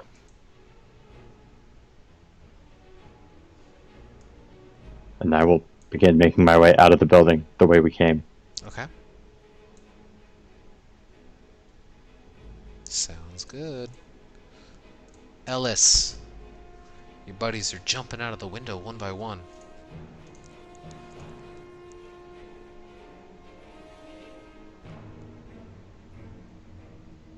I'm glad it.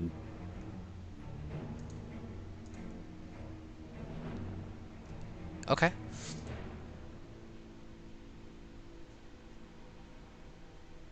Yeah, definitely. What's your strength score? Okay.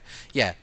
Easily enough. Tizio, you watch as Ellis just kind of shouts out in this playful laugh as he just bounds out the window. Just not even trying to be careful about it. Just completely like leaps out. Just go ahead and make an acrobatics check for me, Ellis.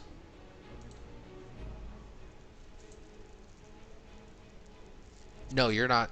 You're not trying to climb down. You're jumping. There's no save on this. This is just to see if you how far you jump.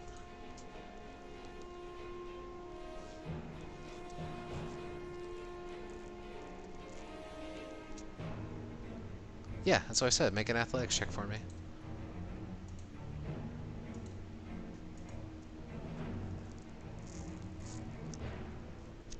Oh, you're good. You get advantage on those? Okay, cool. Yeah, so you rush out and you leap and you start coasting in this large arc, landing a good 20 or so feet off the side of the tower. Yes, you are raging while you do so.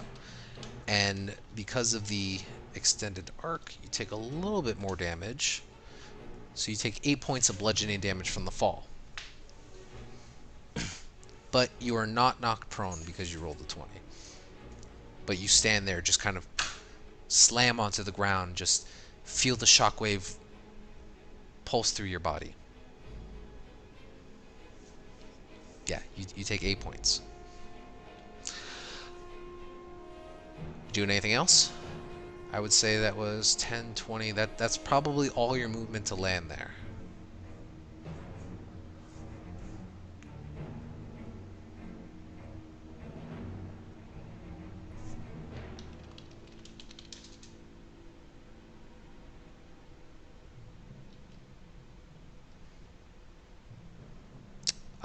Ellis asks the group, or he shouts out over to you guys, "Are we chasing this guy or what?"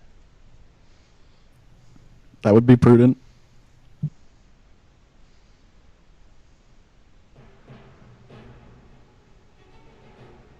Okay. To follow. As you. Okay. Yep, you can do that. So that'll get you about here or so. So you just start rushing over in that direction. And thankfully, because you took damage, you don't lose the rage. Parry. Um. Is it pretty obvious the fiends are out of range now? No, they're still they still appear to be within range, but they appear to be shifting. Like the creature that you hit, it appears to have now shifted over to the right side, but it's no longer glowing, to the best that you can tell. Oh, why wouldn't it be glowing? Because it's been a full turn, I think. It's the end of my turn. End of your turn, then it would still be glowing momentarily. Okay. All right. I guess I'll give it one more go just for fun. Sure. See if I can knock one down. Trying to aim for the same one? Yeah. Okay. Go ahead and roll with advantage. 17. Yeah, that hits. You've already done. Let's see. We're gonna do second level again. Okay. You've already done 14 points. Ooh, golly.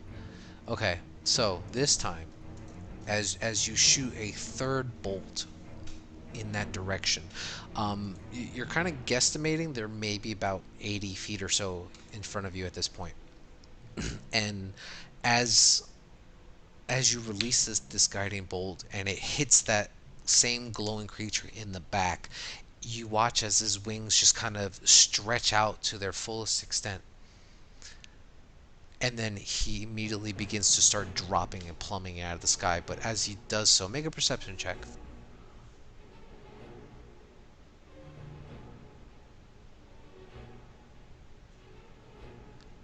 You see just the faintest glimmer of something shining, as it seems to have thrown something towards one of the other two creatures, and then it begins to plummet out of sight. Could I tell if the other creature caught it? Not with that roll. Oh. I got one! I got one! Start chasing after the body. Okay. Just full movement. Yeah. Okay. Tizio.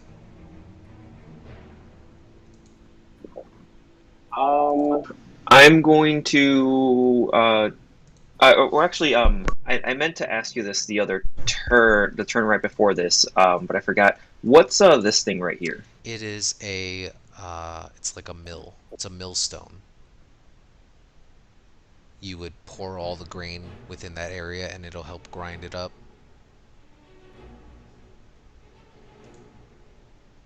So as the wind creates the turbine to start controlling the contraption, that area allows it to start.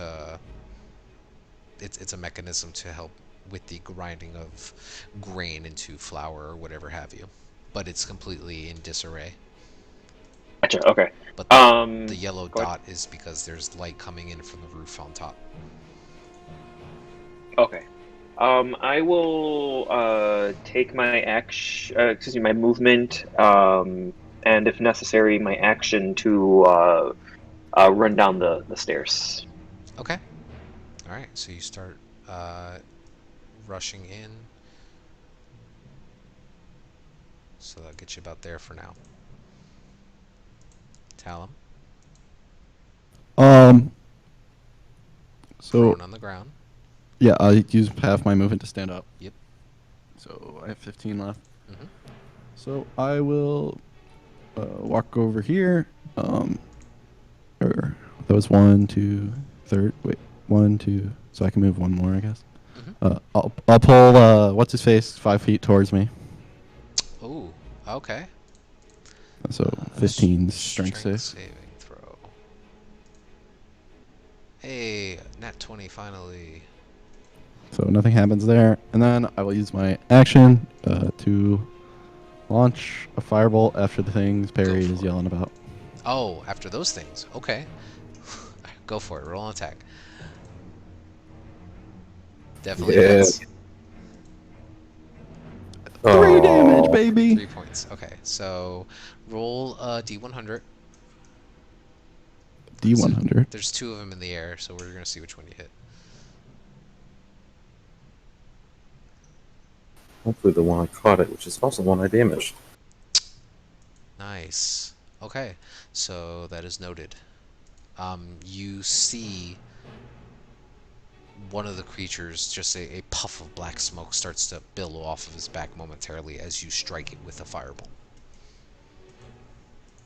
Still trying Awesome. to escape your guys' range.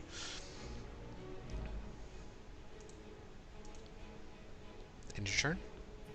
That's all of the things I can do in a turn. So yep. Okay, Calarian.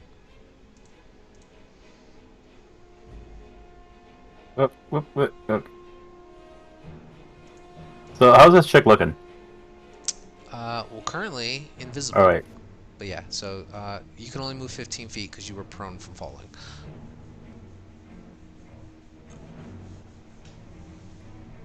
So I guess I'll just move here then. Yep. Yeah, but- If you got any ranged attacks or I do, but if she's invisible. no, she. If you Alright. can see her right now, she's not invisible. I was saying Oh. invisible because you were here between the. How is she looking from this angle then? She is looking scared, and there's blood currently dripping down her chest. Well, let's She's- add to it. Throw a javelin. Yeah, go ahead and roll an attack. 17 hits. As you launch a javelin past Ellis's shoulder, it kind of like jams into her mid torso, and she lets out this gut wrenching, ugh! and she kind of like tries to pull the javelin out and throw it down to the side. She is not looking happy.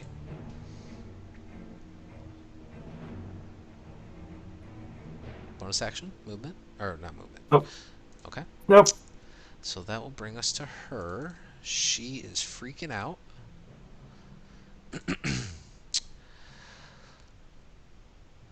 Let's see. Ellis, I need you to make a wisdom saving throw.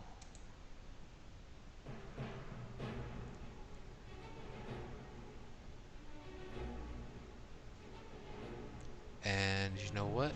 Perry, I also need you to make a wisdom saving throw. Ooh, upcasted. Get some. Fuck. Ellis?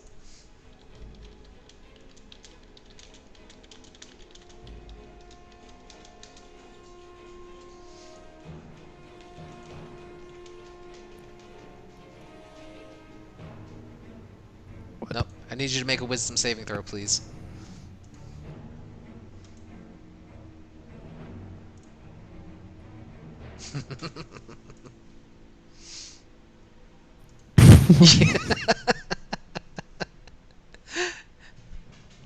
What?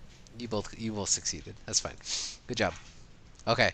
So you both feel this sense of urgency at the moment to actually you are out of range, Perry. I'm sorry I made you roll that. It would be Calarian. Calarian, please make a wisdom save for me. I'm so sorry. You're not in range for command. I don't think you are. 10, Oh, no. 20, I do. 30, 40. No, you are 60 feet. It's fine. So it was Perry. It's 60 feet. Don't worry about Clarion. So she tries to make eye contact with the two of you, and she you get this overbearing urge to immediately run away from battle, but then you're kind of like, why? We have the upper hand, and you shake it off. She's looking terrified, and she just again is slowly starting to back up, like, please, you guys are monsters. And that'll end her turn. Eva.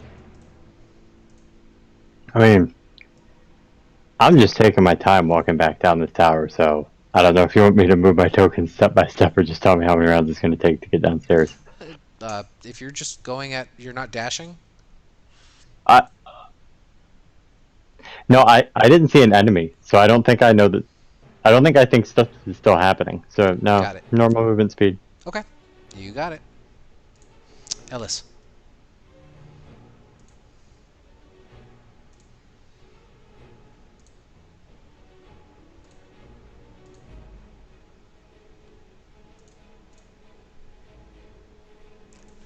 Ellis.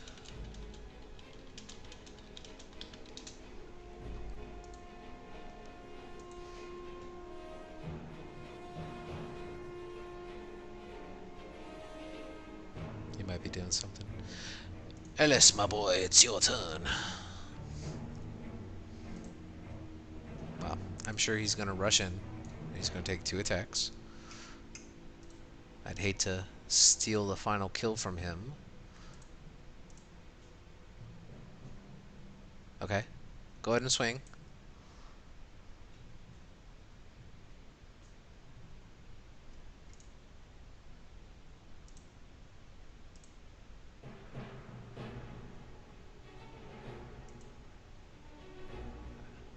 Definitely hits.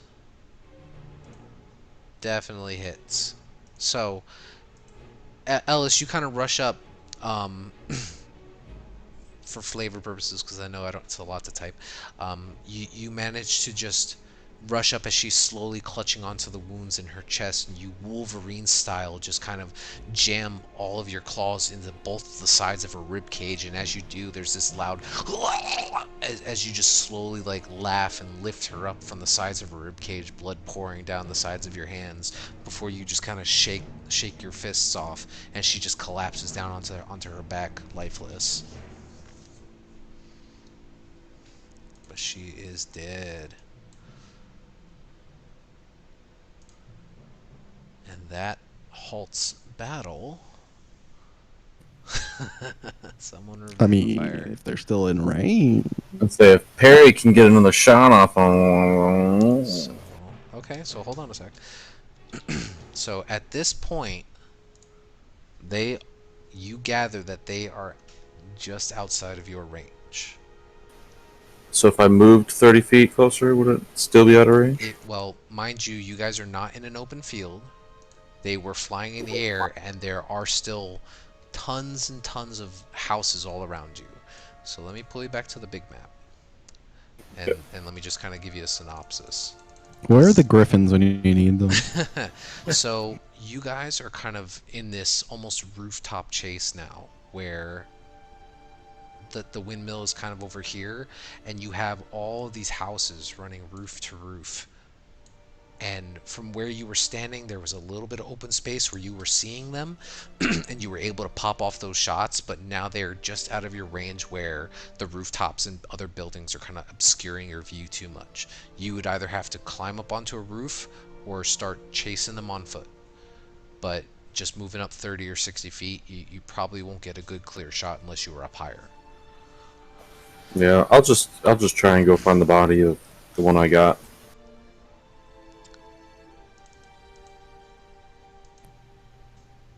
Okay. Is my bad thingy still following them? It is. And if you take a moment to kind of go Well, through are they your close bets. enough for me to do that? Because I think it's like a you 100 can foot go range or in- something. Well, to communicate with the bat, but you, like we Oh. said, you can look through its eyes. The only command you gave it was follow. Yep.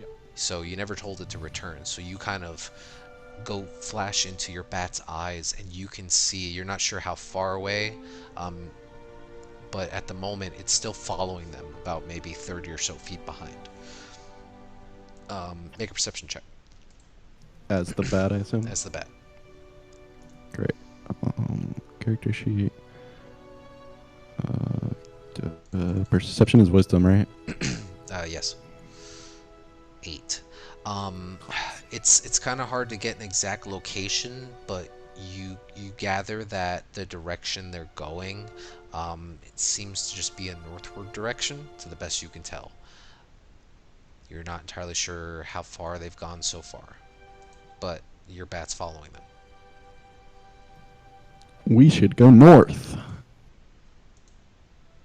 Did we leave a body in that room up in the tower? Hmm. Probably. Ava will get about halfway back, and then she'll go, "Oh shit! If everyone else is gone, I should check that." And she'll just kind of turn and normal walking pace make her way back up to that room to search that body. Okay. It'll take a few minutes, but go ahead and roll an investigation check for when you get up there. What are the rest of you guys doing? Perry's getting the looking for the body. What fiend you got? I'm gonna recover my javelin. Yep. All right. Go ahead and recover your javelin. um.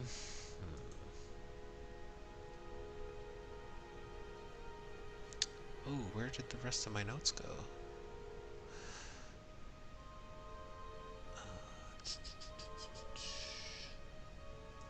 Okay. Taking a look through the remains of this cultist, his body, you see obviously he's wearing a similar black robe and attire as was the female who had shown you this location. You see that there's a familiar necklace around his neck in similar fashion. You kind of rummage through his pockets and you don't find anything really of value other than a small key. Appears to be some kind of like key for an armoire or something. I'll take the key and glance around the room, make sure there's nothing obvious that fits. There is actually. You can see that at the end of one of the room, or at the end of this room, there's some decent furnishings in here. There's actually some nice bedding, and there appears to be directly behind where the body was a small, maybe half-height armoire. Yeah, well, I'll open it. Yep. Inside it, you find there are 4 sets of clean clothing. There are 2 gray cloaks, what appears to be a heavy crossbow, and about 20 crossbow bolts inside of like a wooden case.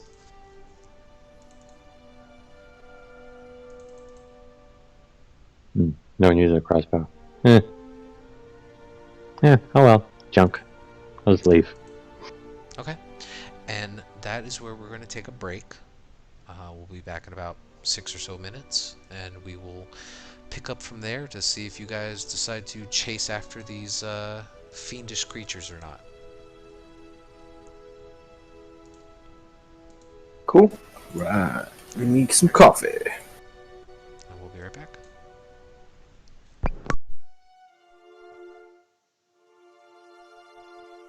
You guys played Horizon Zero Dawn? No, but I've heard it's pretty good. I have, yes. I just got it. Horizon Zero Dawn. I just got it because it's like $30 right now. Oh yeah, I put that when it came out. Great game. Yeah, I'm like already like 10 minutes into it. I'm already in love with it. So Console or PC? PC. Is it? I heard like there was like some bugs with it on PC. I know they released some patch, but I wasn't sure if it like fixed. Obviously, if it was like a big issue or anything like that.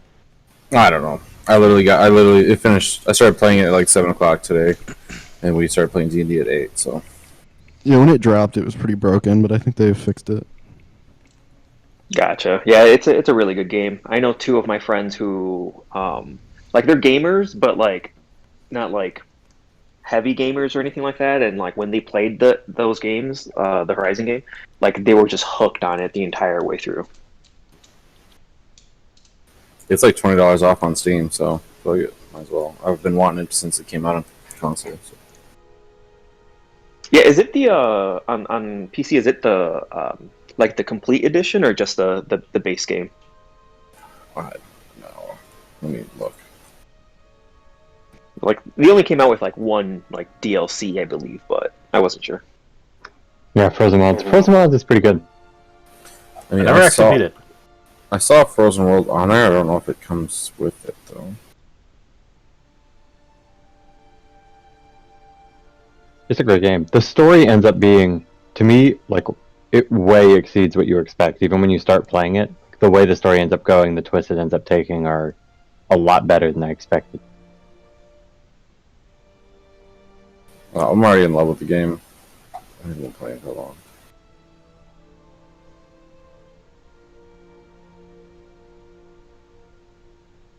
I've been using Steam for like 10 years, and it's like I still feel like I'm retarded when it comes to this shit. I saw it before when I bought it. It was like something about Frozen World. I don't know where it is now. Like, it says, I guess it says Horizon Zero Dawn Complete Edition, so it must be just included. Yeah, if it's the complete edition, it includes it.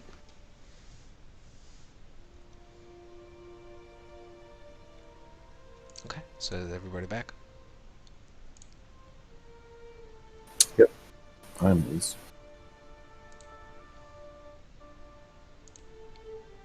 Clarion, you back?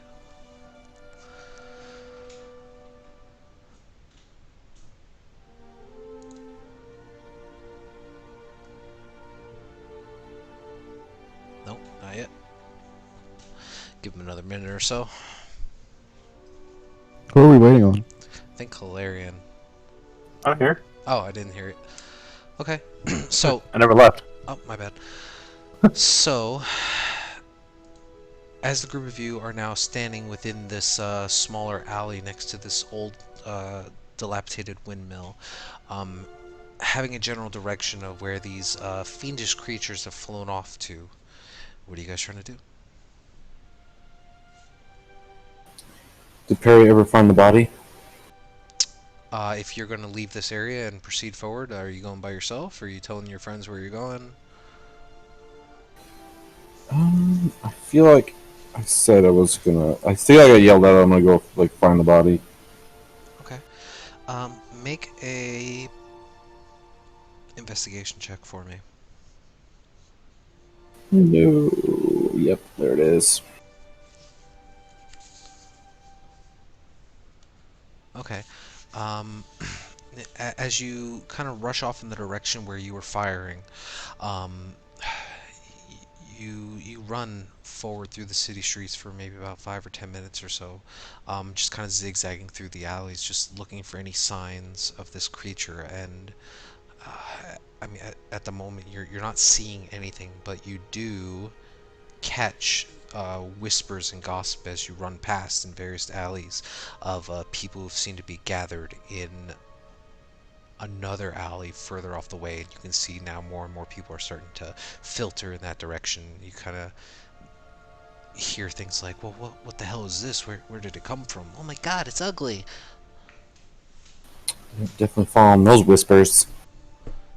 Yeah, and as you do, what is the rest of you doing? You kind of rushing off to find Perry? I guess since he rushed off, I would try to follow him. Done. Yeah. But I mean, go I ahead. would wait for like Tizuku up because we don't want to just run away from them. Because weren't they wandering through the building still? They were. Well, I was gonna say I was gonna continue running down, but then like because I know Eva was going down as well. Like I would have turned back, and if Eva wasn't within eye distance, I probably would have turned back and see if maybe there was another enemy that may have like snuck up on her or something like that, and headed back. Okay. Yeah, and as you went back upstairs, you see that Eva was like in the middle of rummaging through what appears to be a small wooden armoire. You can see her toss aside pieces of clothing and a heavy crossbow. Yeah, there's nothing good in here.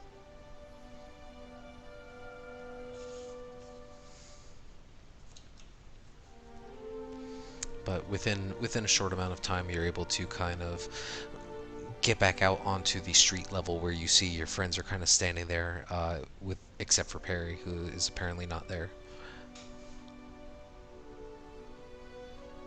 Eva, can you find Perry with your message? He's got to be too far away by now. I'll ping out a message. If I on the killed off it, chance. if I killed it at 80 feet, I mean, it shouldn't be too far. Yeah, so But I mean, I guess it's yeah. what direction do you send your message? North, south, east, west? Do I have any reason to expect he went any? Yeah, I was gonna say like they probably would have told him he went that way or something like that, right? I mean, is she asking the group? Where'd he go, dude? Why'd he run off? Track down some things he was firing at, some fiends or whatever. So they kind of point in that direction, a northern direction where Perry ran off to, but you can definitely try to send a message. What do you say? Yeah, I'll send a message. Perry, you there? Do you need help?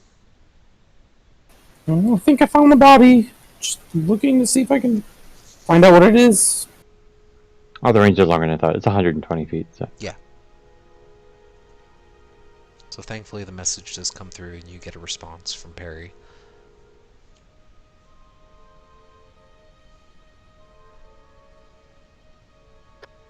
Looks like you got one. Should we go check it out?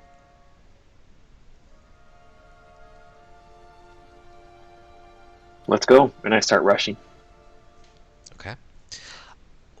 Within a short amount of time, as you guys rush forward through the southern ward, you now see that there appears to be a congregation of individuals kind of crowding the central street, but peering into what appears to be an alley, and you can see Perry not too far ahead of you guys, maybe about 60 or so feet now, just kind of weaving his way through the crowd, trying to get to the front inside this alley. Perry, as you kind of squeeze your way between the legs of various different people who are just in the middle of gossiping, whispering, pointing. You can see now laying on the ground, just in this bloody, sprawled mess, what appears to be the same winged fiend-like creature just lying motionless on the ground. Can't tell what it is. You can roll a... This would be an intelligence check.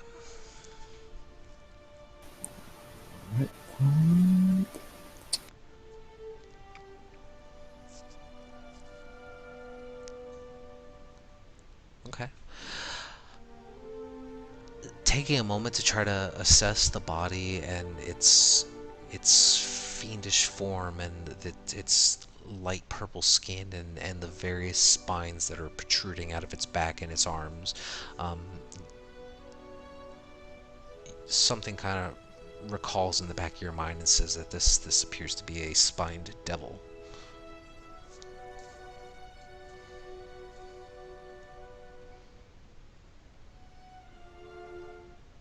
Is it holding anything? Looking at the corpse, are you trying to break out of the crowd to go inspect it physically by yourself, or no one's approaching it at the moment? Yeah, I will. I'm not. Yeah, Perry's not afraid to. Okay. Stand out. Go ahead and make an investigation check for me, or perception, your choice. So all intelligence checks. Okay.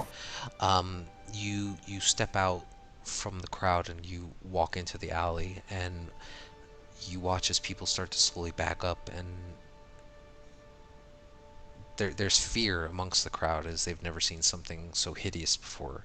And as you kind of squat down in front of the corpse and kind of like push it around with your warhammer and roll it over onto its back, you can see the large jagged teeth on its face and its tongue kind of just lolling out the side of its mouth. Its small bead-like black eyes just kind of glazed over.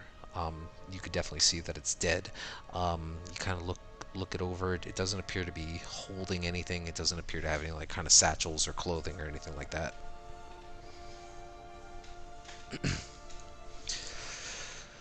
Are there guards coming that I can notice yet? Not at the moment, but I would say within short time as you're kind of inspecting this, you do notice that your friends seem to be at the back of the crowds that are now gathering in the alleyways.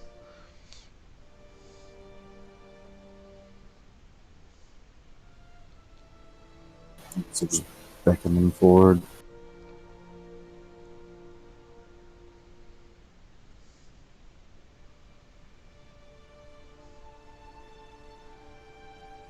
What'd you find, Perry?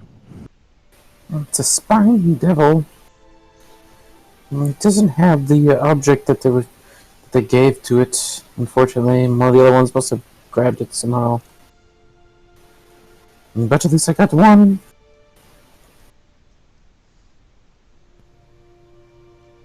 Did you see which way they were headed? North.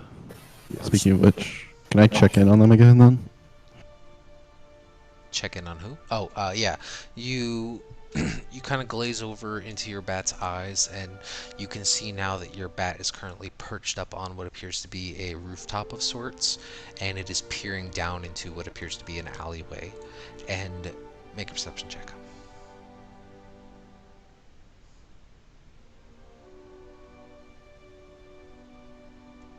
Okay.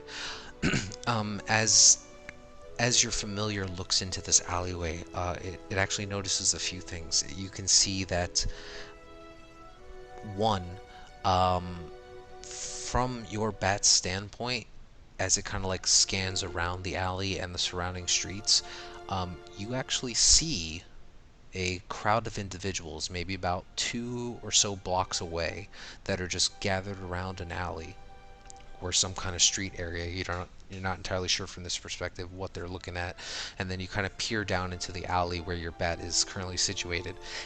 You can see there appears to be a hire coach that is attached by 2 horses. You see that there is a human male currently holding the reins of this coach, and you can see what appears to be a elderly looking tiefling that is currently sitting in the passenger cab. Um, the door is currently just open, and you can see that there appears to be a cloaked human wearing a wide brimmed hat that is just kind of leaning up against the side of the coach. And then as you peer closer at the individuals there, you can actually see that inside the hire coach itself is one of the creatures that you were chasing.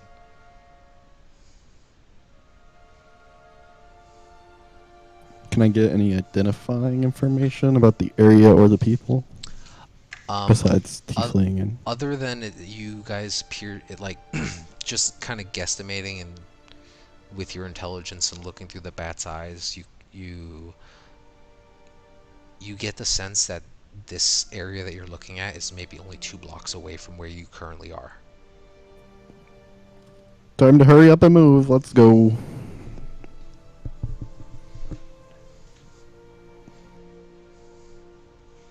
Yeah. Let's go. Let's go. Because you're able to see the crowd of individuals that you gather are you lot and the civilians that are looking at the spine devil in the alley. Oh, I can kind of see myself. You can see yourself, yes. In that case, I'll try to rush in the right direction with Yeah, the party. especially with that really good roll. Okay, so you guys are now just trying to leave the dead creature in the alley and rush off to where Talim's telling you? Yep. Okay. So it'll take you a minute or so, but as you guys rush over that way... Give me 1 second, because I gotta do some finagling.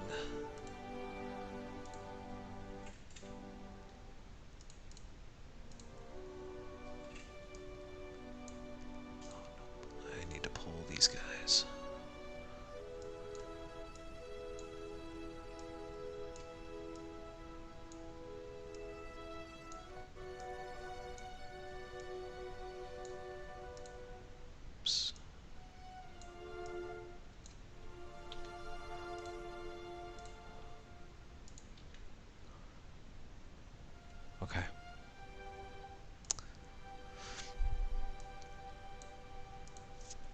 Let me know when you guys can see. Yep. I can see. So, I don't have a horse carriage thingy, but essentially, your familiar is kind of perched up right here. Okay. And as you guys kind of rush over into this alleyway,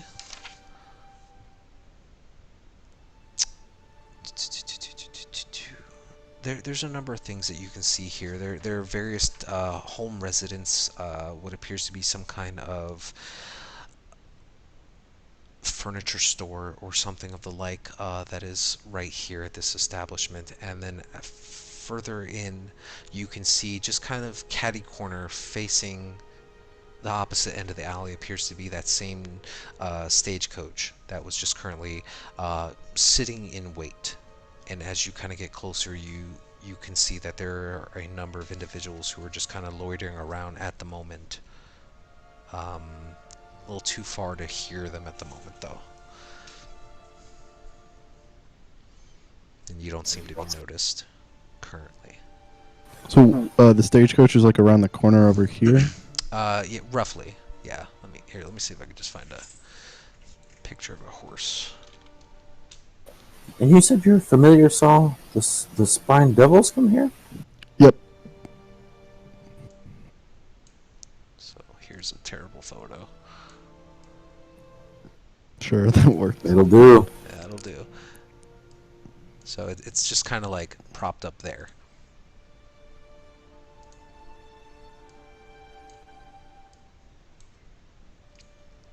Can you sneak up on them?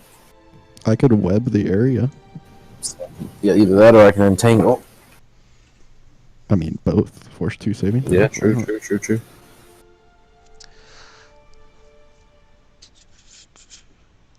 You guys want to do that?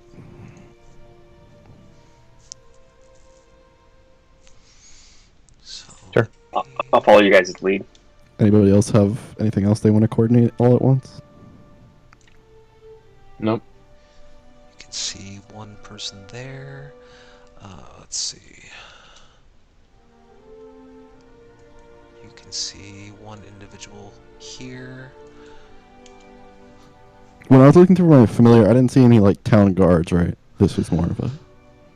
No, you didn't see any city watch or anything in the general area where you guys are currently. And as you guys started leaving the alley where the Spine Devil was, you can see that there were what appeared to be maybe a handful of city watch about 2 blocks back heading in that direction, just trying to figure out what the commotion is. But currently in your vicinity, there's nobody there. In that case, can we like sneak up and then... I think Perry was going to cast Entangle, I was going to cast Web. Okay, so I need everyone to make stealth checks Oh, as you boy. all try to creep up into this alley. Oh no. 3 failures. That is Yeah, so buddy. close. Yeah, buddy. These are not Right. good rolls. Ellis carry it with the natural 20. Let's see here. Just pass without a trace when you need it. Okay. Just making sure I have all the notes open. I mean, I can cast Entangle from here. Oh, I can't. Well, you can't like see around the corner, right? No, I don't have dynamic lighting set up for this, but you guys can basically... You wouldn't see the coach from there, you'd have to get closer. Yeah. And actually, can I keep an eye out, like I guess in the rooftops, for those fiend creatures, see if they're like up there, if one tries to attack us down or Right. something like that. Okay, are you trying to get on the roof? Or are you just trying to be on ground level looking up?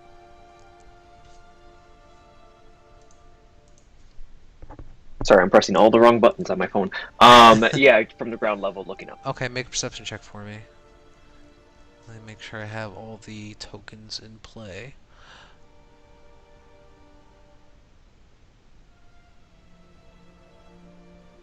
Not a big difference, but it's not at an advantage, so it's just 20.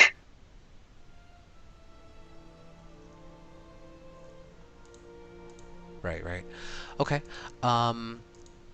You currently don't see any of the creatures that you had attacked at the tower in the area at the moment. But as you guys slowly try to press your way forward as a group, just trying to be stealthy, hugging along the walls, you actually hear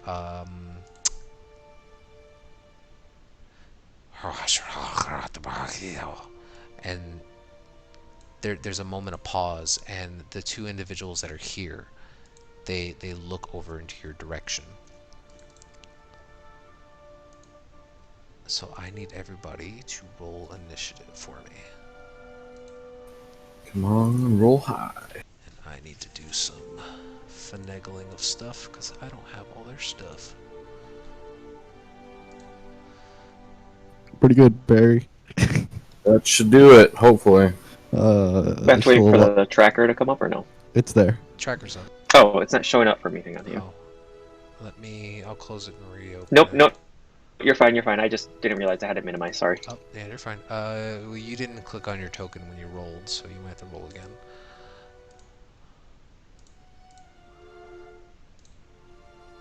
That is my... Ellis. Wait, so how close did we get before we got noticed? Probably about another 20 feet closer before you got noticed, which, this is terrible. It's not loading. Even with my 12 stealth, really? Yeah, man, sorry. Just give me 1 second, guys, because I gotta pull all this stuff up. I knew you guys were gonna get further, and I didn't have time to put everything together. Could just end it early. Hmm? Could just end it early. Yeah, you could end it now if you wanted. Nope. Combat will probably go in a little bit longer, but that's fine. We'll get it started. Okay. Someone just wants to get back into Horizon. I've never played it.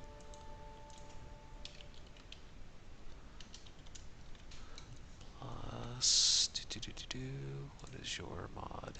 Ooh. Haha.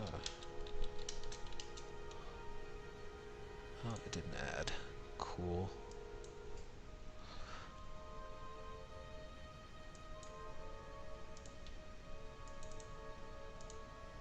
So that's this guy.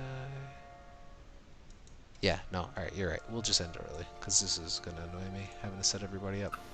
So, sorry, that sucks. I'll get everything set up, and then the rest of it, I just had not a lot of time this week. So what we'll do is, we'll start up next week on the initiative. You guys all rolled, right? 1, 2, 3. Tizio, I don't see you mine on the didn't roll. tracker. What did you roll? Eva, Tizio has a 19 in the tracker. okay. Come on there. Let me add. Oh, yeah, there you are. And Eva. Yeah, I was Okay. missing. No problem. So I'll get all that situated. I'll get all these tokens appropriate placed, and then we will pick up on the next session. Awesome. So, Looking forward to it. Cool, no problem. Alright, sorry about that, guys. No worries. You're good, man. it was a good session. Yeah. Hope you're Thanks off. feel better, Ellis. Thanks, Silent Ellis. Wonderful. Okay, yep. Well, thank you all for playing, and I hope you guys have a good night. Good night, guys. Yeah, have a good night, guys. Cheers. Yep.